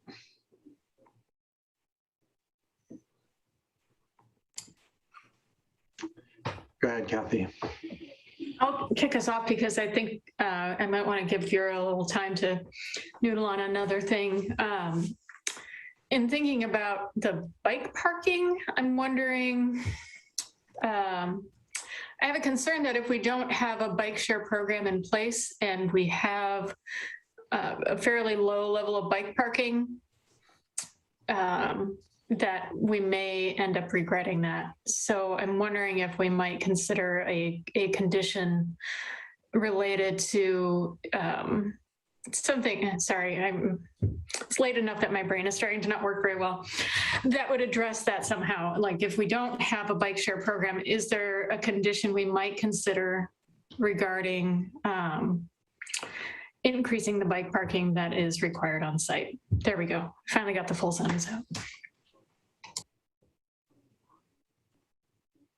Well, and are you talking about protected indoor bike parking? Or are you just talking about bike racks? Well, ideally, it would be protected. I think that when you have high rates of bike theft, it's hard to expect people who are using bikes as their primary mode of transportation to leave them outside, especially in the rain. So, yeah, I understand that would cause potential cost increase. So I have some hesitation about requiring that. Angel? Would we be open to that condition being, I mean, maybe worded as protected bike parking? I mean, but there's a very functional bike parking cage, option that would be far less expensive. I mean, obviously, like the most comfortable option is the most expensive one. So I guess maybe I would just ask that question of anybody else who's considering this idea that might provide some flexibility that way. Absolutely. Absolutely. And if we're going to be thinking about conditions and bike parking, that maybe this is fairly low expense to have outlets in the indoor bike parking that is supplied, that they have outlets. Can I ask a question? I mean, it seems like, wouldn't that be required just by building code? I've been in a lot of buildings that have bike rooms. Well, maybe that was retrofitted. I mean, mine too, right, at my office, but that's because it wasn't constructed as a room. It's like a garage, a basement that we converted that isn't living, you know what I mean? So it seems like new construction would actually. Not commercial construction. If they are doing a separate room for something like storage. Well, this is, we're talking, oh, you're talking about for the commercial part? I mean, this is mixed use and residential housing. This is not. Well, so when you think about residential housing that is for rent is in essence a commercial building, right? Because it's a building designed to make money that is not, they build things differently and they design things. I have been in an awful lot of relatively new apartment buildings that have bike parking but do not have outlets in the bike parking. Like it'll be a closet in the hallway. I mean, in a building that was built up on Northwest 23rd just 4 years ago, each unit had this kind of closet in the hallway that you could lock, that you could put your bikes in. It sort of you hung your bike in there, but there was no outlet.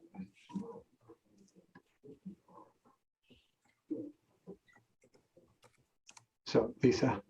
So I guess thinking about this and maybe other things in here too, I mean, rather than, I'm not opposed to requiring, electricity in the bike rooms. That makes sense to me. But in terms of just sort of amount of parking, we have a phased thing, right? So we can do the first phase. I mean, I guess I'm worried about imposing requirements on things we don't know how they're going to play out. And maybe we do build in, instead of building in a requirement of more parking, we build in a requirement of a check-in at the end of phase 1 and at the beginning of phase 2 as to whether more should be required somehow to do that. For the cages that were brought up, I think that's reasonable. If you're talking about your building and you're bringing your bike in to the building, obviously you can't retrofit the buildings in the first phase. Right. If all of a sudden it turns out you need more bike parking. I mean, it's so hard to judge. We pushed hard on bike parking at our light rail station, and it's underutilized. And do we know how it's utilized at Axletree? Do we have any idea? Don't know. I don't. That would be an interesting thing to check in. I'd actually be interested to hear about parking in general at Axletree, how utilized their mechanical parking system is.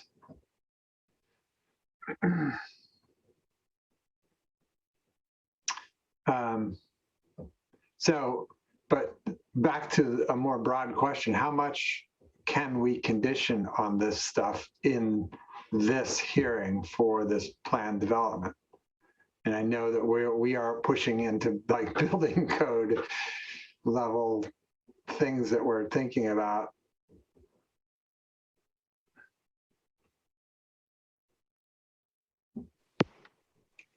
Maybe that question is to me. I'd like the city attorney to jump in on here too at a moment as well, or anyone else. The application is requesting a reduction in the required number of parking spaces and bike parking spaces. So there is some room here to add some things in the, as far as the conditions goes.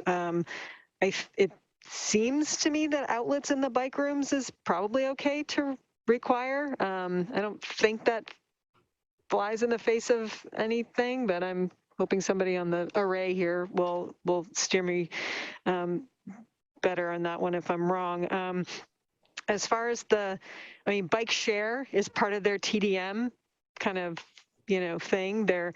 And I'm sort of trying to suss out with a pencil and piece of paper here how to write that, because the bike parking and all of these things are sort of part of each development block or each phase. So kind of this overall, if bike share is not provided as part of the TDM, I'm thinking about what that means, then X number of bike parking spaces must be added to the site. I'm just trying to figure out, I see where you're going with it, Council President. I'm just trying to understand how to figure that out, how to enforce it, and when am I enforcing that? And also to be able to provide some direction. The applicant ought to have a fair shake at how this is going to work. What are they in for at some point during this as well?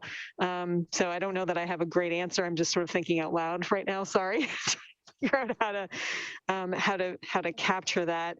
And I guess I might also just ask, I'm so sorry, is the notion that the 375 bike parking spaces that are being provided, that is not that we don't think that that's enough, that reduction is not something that you are not comfortable with, because the bike share was really more part of the overall TDM and so on. I don't know that it was intended. It's part of the, the request for a reduction in bike parking spaces as well, but I don't know if it was meant to be the entire lift for that either. So I think I just want to maybe understand a bit more about where you're going with the number of spaces and where we should be with that, I guess. Yeah, well, and I appreciate Councilor Falconer bringing up the concept of cages, because really what I'm thinking is if we are relying on bikes as a substantial means of transportation, and if people have e-bikes in particular, but really any bike is expensive, and locking it up outside, just locking it to a bike rack, it doesn't seem like the way you would want to allow your vehicle to be treated. So when I'm looking at the 375 spaces, I'm thinking, what are we doing to remove all of the possible barriers to ensuring that people feel comfortable and can easily access a bike as their way to get from point A to point B? And would 375 spaces be enough? I don't know. I think that you have the potential for people who work in Portland and want to bike on the spring water and get downtown to work to be pretty high. So I guess I want to, and I'm really talking in circles here. My main concern is that we provide adequate, safe bike parking to ensure that we're maximizing the use of bicycles on the site. And that connects to the TDM, that connects to the request to reduce bike parking. I'm not clear on whether or not I actually have a concern about 375 spaces overall.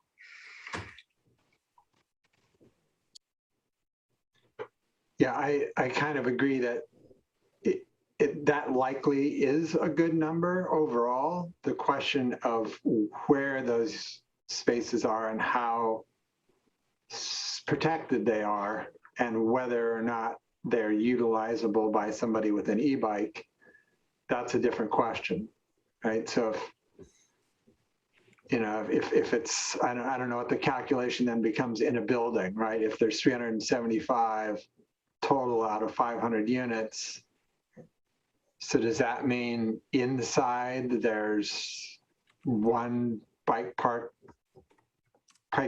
parking space inside the building for every 4 units? That may not be enough. I don't know.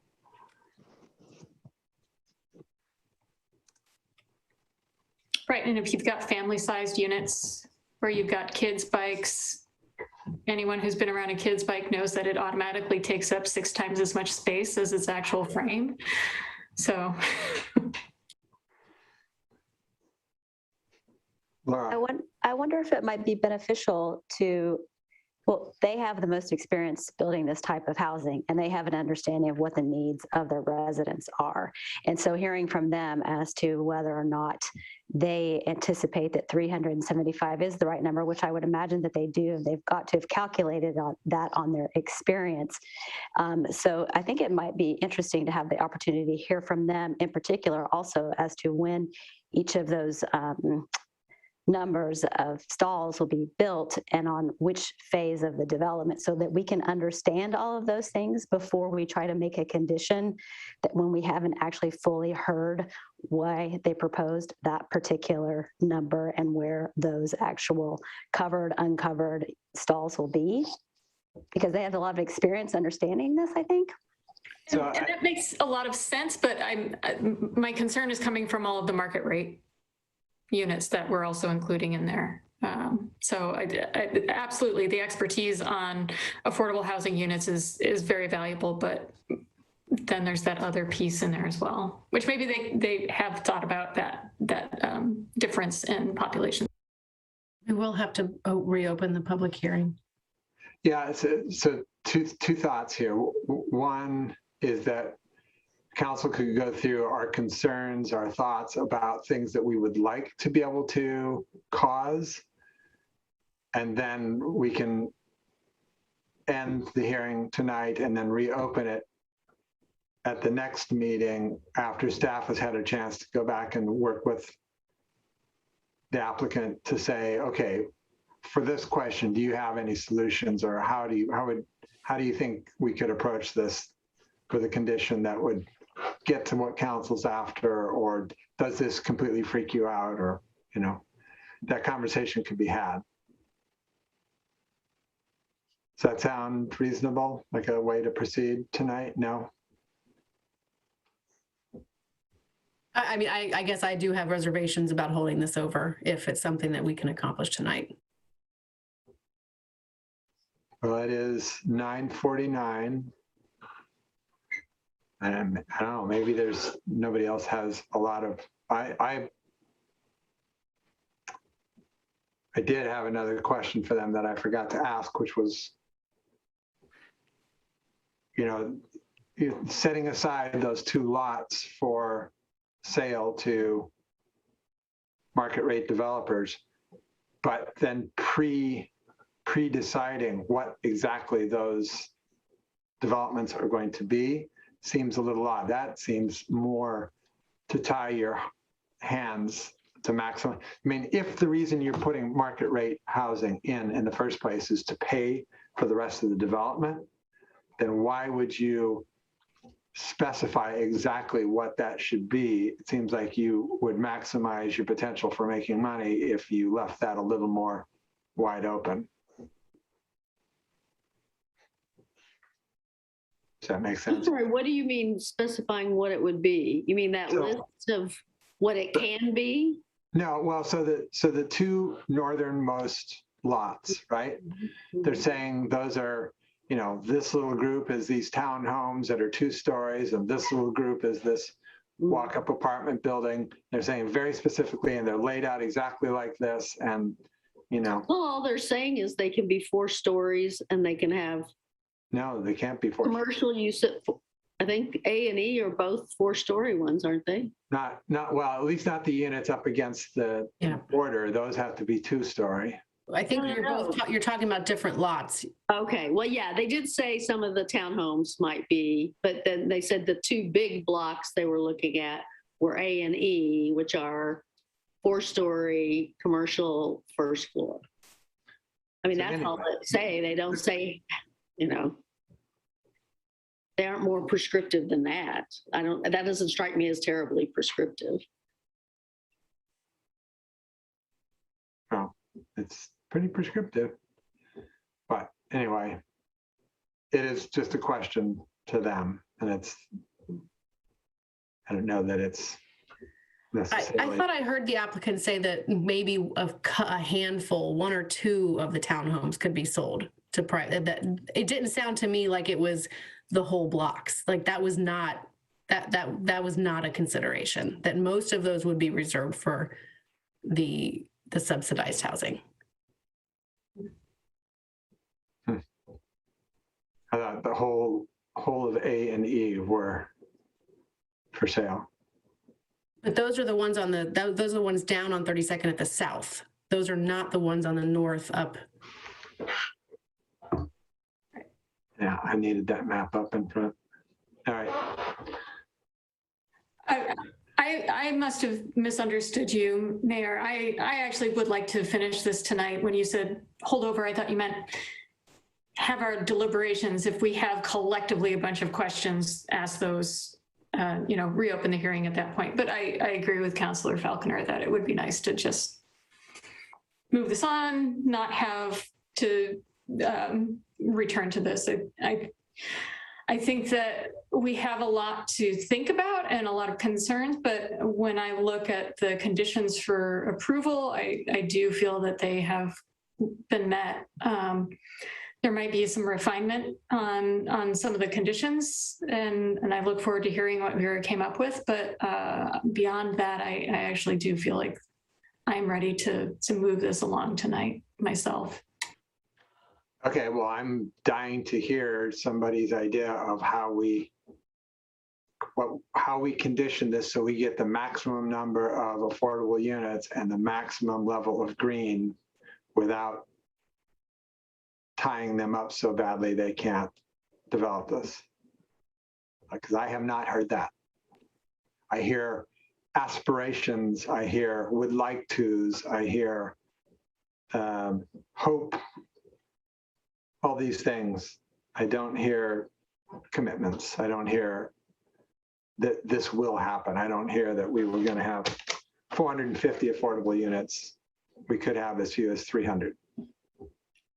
I don't. Well, they've been hearing us all evening. I mean, Absolutely. they've been hearing that desire all evening, and there are a lot of variables here that I think nobody knows yet and nobody has control over yet. So I don't know how we can condition, can force those things. I mean, we have to just trust that they will,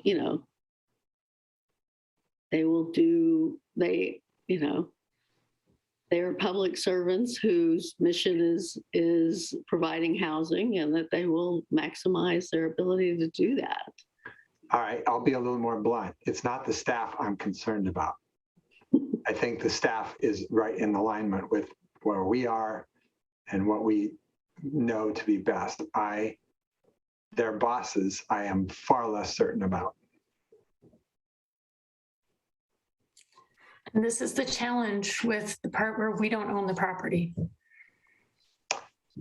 Yep, but we are public servants who are attempting to control a piece of property that is in our city that happens to be owned by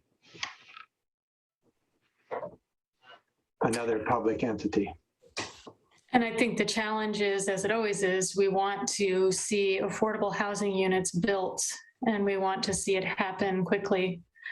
And if we get into a fight with the county over this, that runs counter to that intention.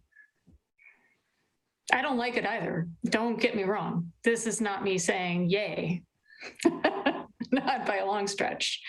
And I am as disappointed as you that what this may entail is that we're looking at 167 new affordable units when we were hoping for a much higher number to come out of this. I did hear the staff say that they would like to see more than that. I don't see a way for this to become a money-making scheme for the county. So, I don't see a way out of this that is reliant upon conditions. I don't think we can condition our way to more than 167 units being required. Unfortunately. Is that correct? I'm hoping Kathy's not correct. I know Kathy's hoping she's not correct too, but.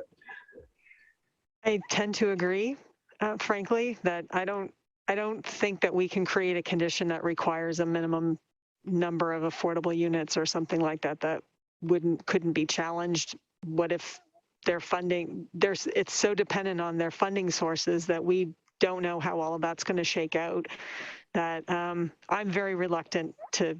I know why we all know why we all want more affordable units, but I'm extremely reluctant to try to figure out how to write a condition like that, and I think the city attorney is too. So I'm just not sure how. I don't know how we would do that. We know who they are, where their funding is coming from. What this development is. It's tied to this development program that they've submitted that has in the record, what the goals of their affordability mix is, and that we can rely on that as part of this final development plan and program. That's what this whole approval is based on, is this package of information that they've submitted to us. So it can't deviate, wildly from, what they've submitted. It has to be substantially consistent with this development plan and program. So, but yeah, there are ranges in here, but I don't think that we can put anything much firmer than what they've already submitted into the record. But I'm happy to be corrected if there is such a. Can I ask a follow-up question to that? So in the discussion of market rate housing, and we heard clearly from staff that they were interested in that being workforce housing, would it be crazy to create a condition that required those private developments to include some workforce housing within that?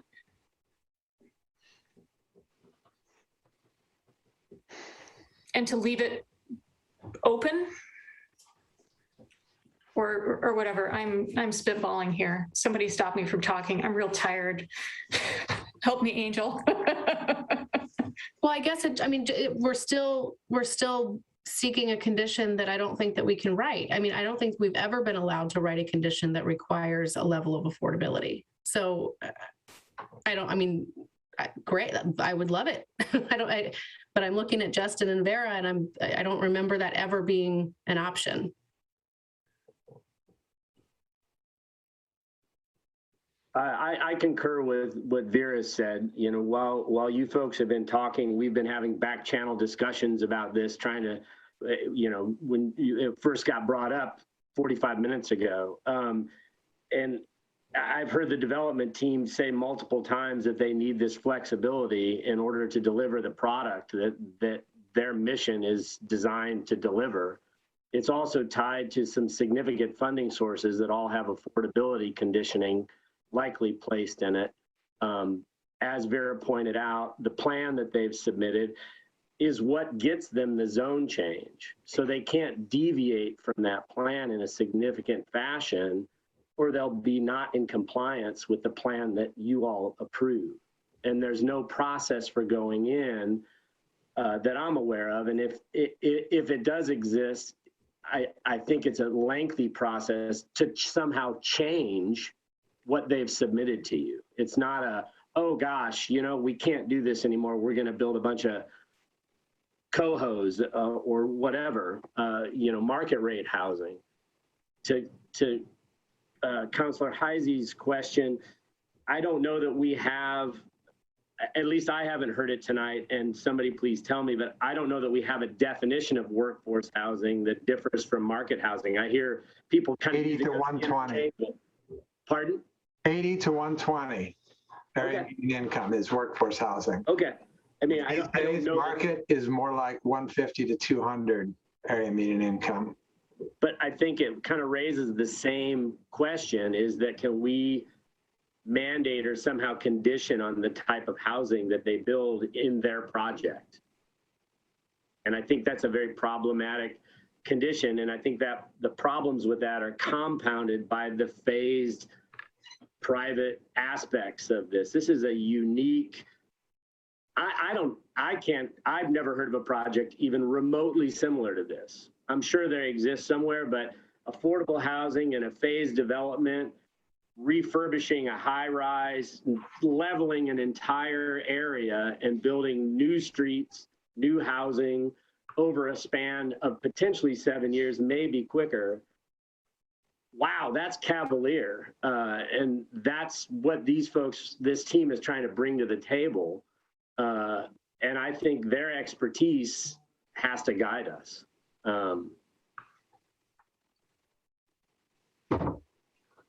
Thanks for that, Justin. That was really my naivete on how much latitude we have with conditioning. So that's helpful.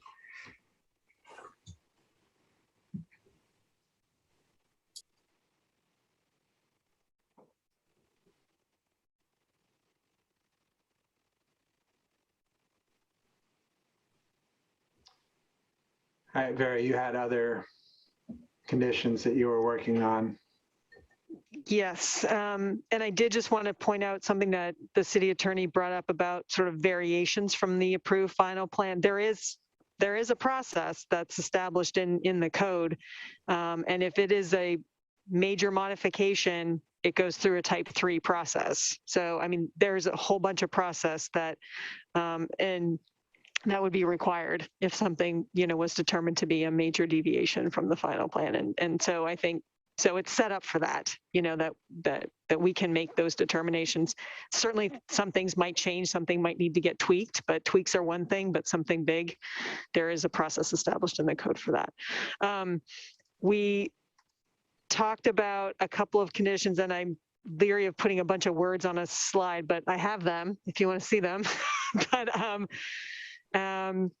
but two conditions that we were working on. One was to kind of memorialize the TDM requirements and sort of what that is. And again, this language was borrowed heavily from the COHO project's condition of approval as well. And if I may share my screen, I can show you what that is.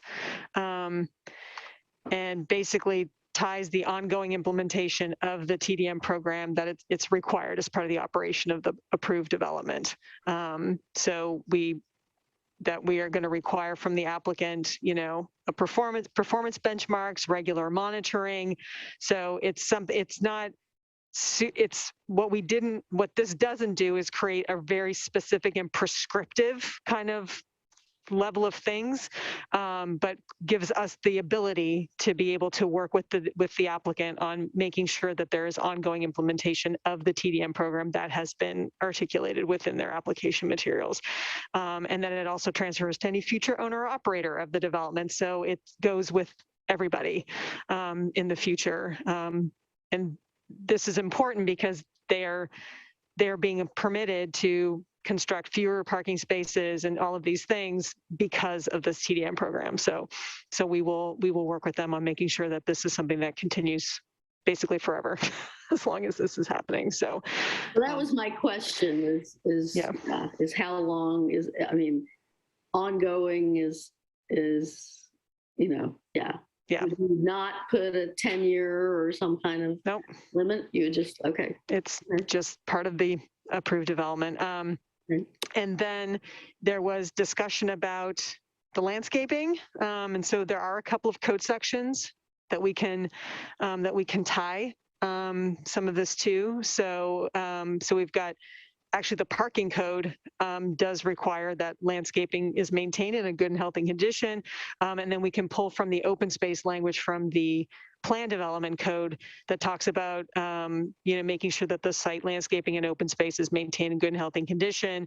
And then we pulled from some other code sections to borrow some language about percentage of the plantings, that 5th anniversary, that 5-year date for establishment, and remaining alive, which is just such a fun way of talking about plans. But it's actually that's some language that is also present in our natural resources code for natural resource planting. So we didn't completely make it up. We're pulling stuff from our existing code, but I'm hoping that can cover some of the concerns about making sure that the plantings and the site landscaping is maintained, and that it goes in and it stays healthy certainly for the first 5 years. So I'd like to suggest that those two conditions are added to the list of conditions that were included in your packets.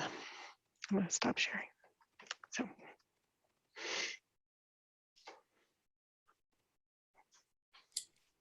That's some good on the fly thinking there, Vera. Thank you. Can you put that second one back up? Oh, sure. Sorry. I'm trying to understand the difference between the first sentence and the second sentence.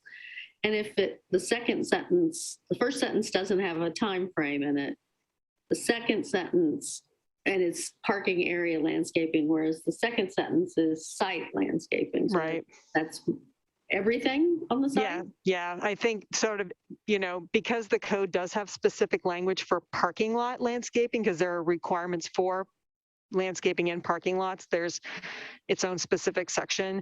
But then the site landscaping, at least the way I was thinking about it, was sort of everything that's, that's not the parking, and it's not, street trees, because there are street tree requirements, as part of the public works standards as well. So I was trying to kind of capture, we've covered sort of everything. We've got street trees covered, we've got the parking lots covered, and then all the other site landscaping that's just part of all of the other planting areas was part of that. But if we want to sort of add them together, I can certainly do that as well. I don't think there's any reason not to, if that Well, I makes guess it I was clearer. just trying to understand if there's anything reached in the first sentence that's not covered in the second sentence.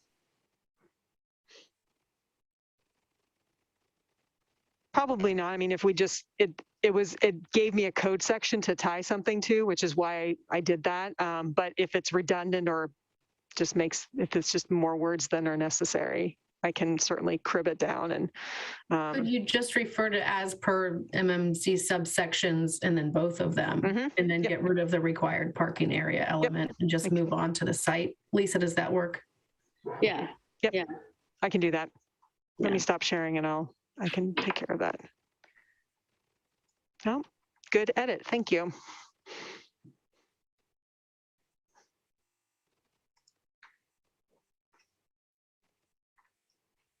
But those were the only two additional conditions that I had based on what I thought we had all talked about, but that's what I have.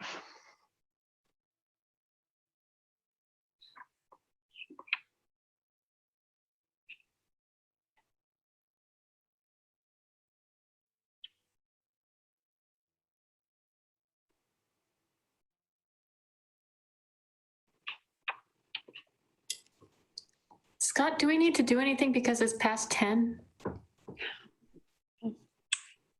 When council has a hearing on the agenda, you don't have to vote to continue till 11 p.m. Oh, goody. Thank you.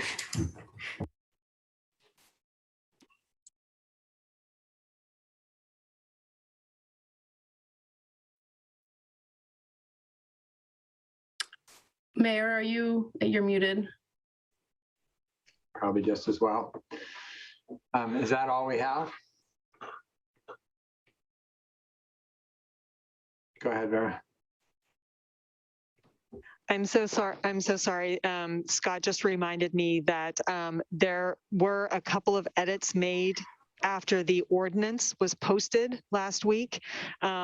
And I presented it as part of the maps in my original presentation, but the ordinance language as originally posted did not include a couple of references to adding the PD designation to the GMU portion of the code, and then also did not include the both of the comprehensive plan map amendments. So I just wanted to let you know that I revised that ordinance language. I think it was the next day and sent that over.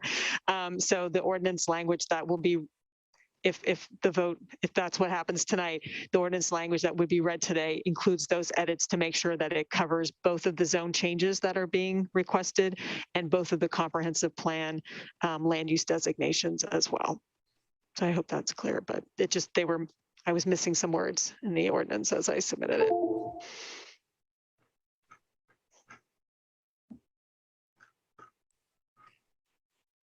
You're saying that's what this language in the motion is covering? Correct. Things that were changed after the packet. I got it. Yeah, exactly. And if it's relying on the version in the script, it should say Exhibit E. That version says Exhibit D, but the map is Exhibit E.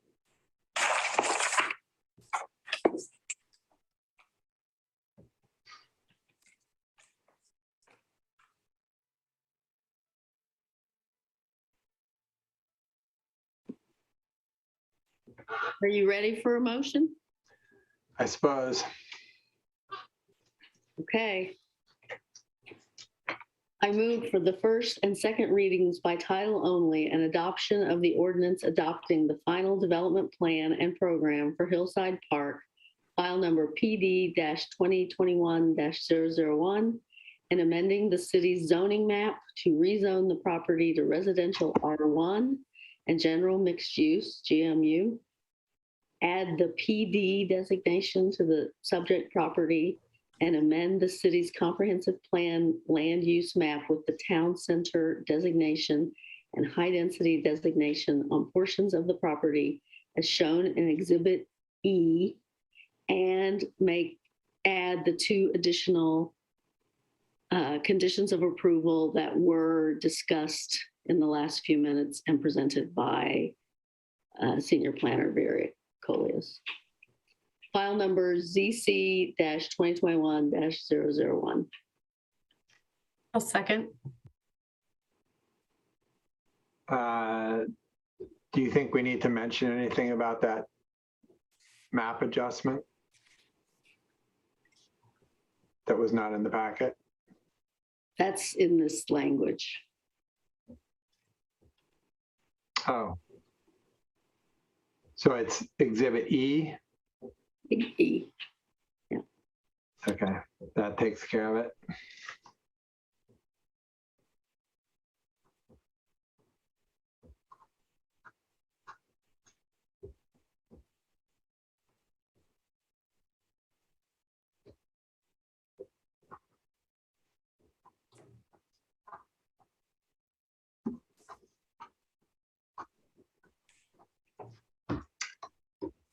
All right, it has been moved for first and second readings by title only and adoption of the ordinance adopting the final development plan and program for Hillside Park, file number PD 2021-001, and amending the city's zoning map to rezone the property to residential R1 and general mixed use GMU, add the PD designation to the subject property, and amend the city's comprehensive plan land use map with the town center designation and high density designation on portions of the property as shown in Exhibit E, as in elephant, and add the two new conditions as presented by Senior Planner Coleus, file number ZC-2021-001. Is there any further discussion? All those in favor? Aye. Aye. Aye. Opposed? None heard. I'm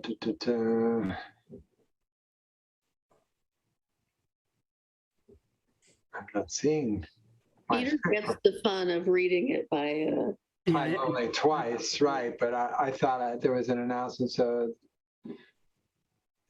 passes unanimously. Mr. Acting City Manager, would you please read the ordinance by title only twice? I sure will. I do have one question. I want to make sure that I've got it right. So you also mentioned, and Justin, do I add the two conditions as proposed by Senior Planner Vera Coleus to the ordinance? No, you just read the title of the ordinance. Okay. Yeah, that's right. So the change is E. That might not have made it in some versions, Peter. So make sure it's Exhibit E. But I've got that. All right, so here we go. An ordinance of the City of Milwaukie, Oregon, adopting the final development plan and program for Hillside Park, file number PD 2021-001, and amending the city zoning map to rezone the property to residential R1 and general mixed use GMU, add the PD designation to the subject property, and amend the city's comprehensive plan land use map with the town center designation and high density designation on portions of the property as shown in Exhibit E below, file number ZC 2021-001. An ordinance of the City of Milwaukie, Oregon, adopting the final development plan and program for Hillside Park, file number PD 2021-001, and amending the city zoning map to rezone the property to residential R1 and general mixed use GMU, add the PD designation to the subject property, and amend the city's comprehensive plan land use map with the town center designation and high density designation on portions of the property as shown in Exhibit E below, file number ZC 2021-001. Mr. Stoffel, would you please poll the council? Councilor Nicodemus. Aye. Council President Heisey. Aye. Councilor Falconer. Aye. Councilor Beatty. Aye. Mayor Gamba. Aye. Motion carried 5-0. Ordinance 2211.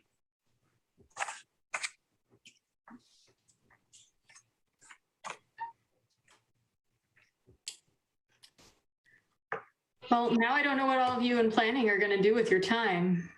We still have another Yep. motion, right? We have to do the final, approve the final decision, right? Or no? Yep. Yep. Yeah, there it is. And does that also need to make reference to the amendments we just talked about? I don't think well, let's see. First plan development addressed in the recommended plans. No, it's included in and other requirements. I would think, right, Justin? Yes, the amendments that we put in are already included in the record, so we're good to go. Those conditions will be incorporated into the final conditions that Vera puts together.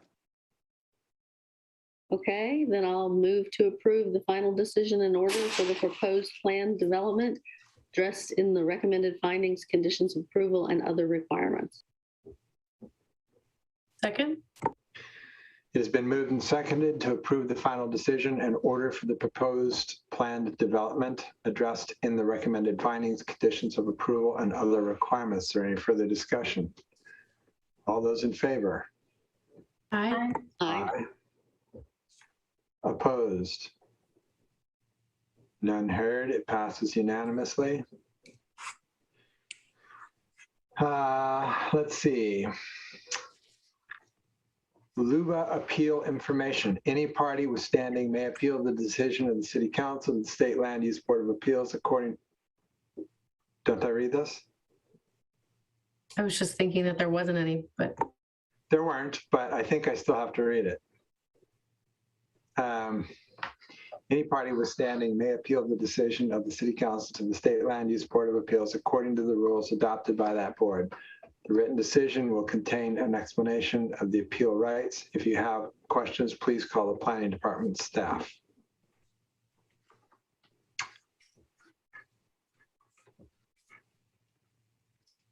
And we are going to hear the update later. So I think that's it, and I would entertain a motion to adjourn. I move to adjourn. I'll second.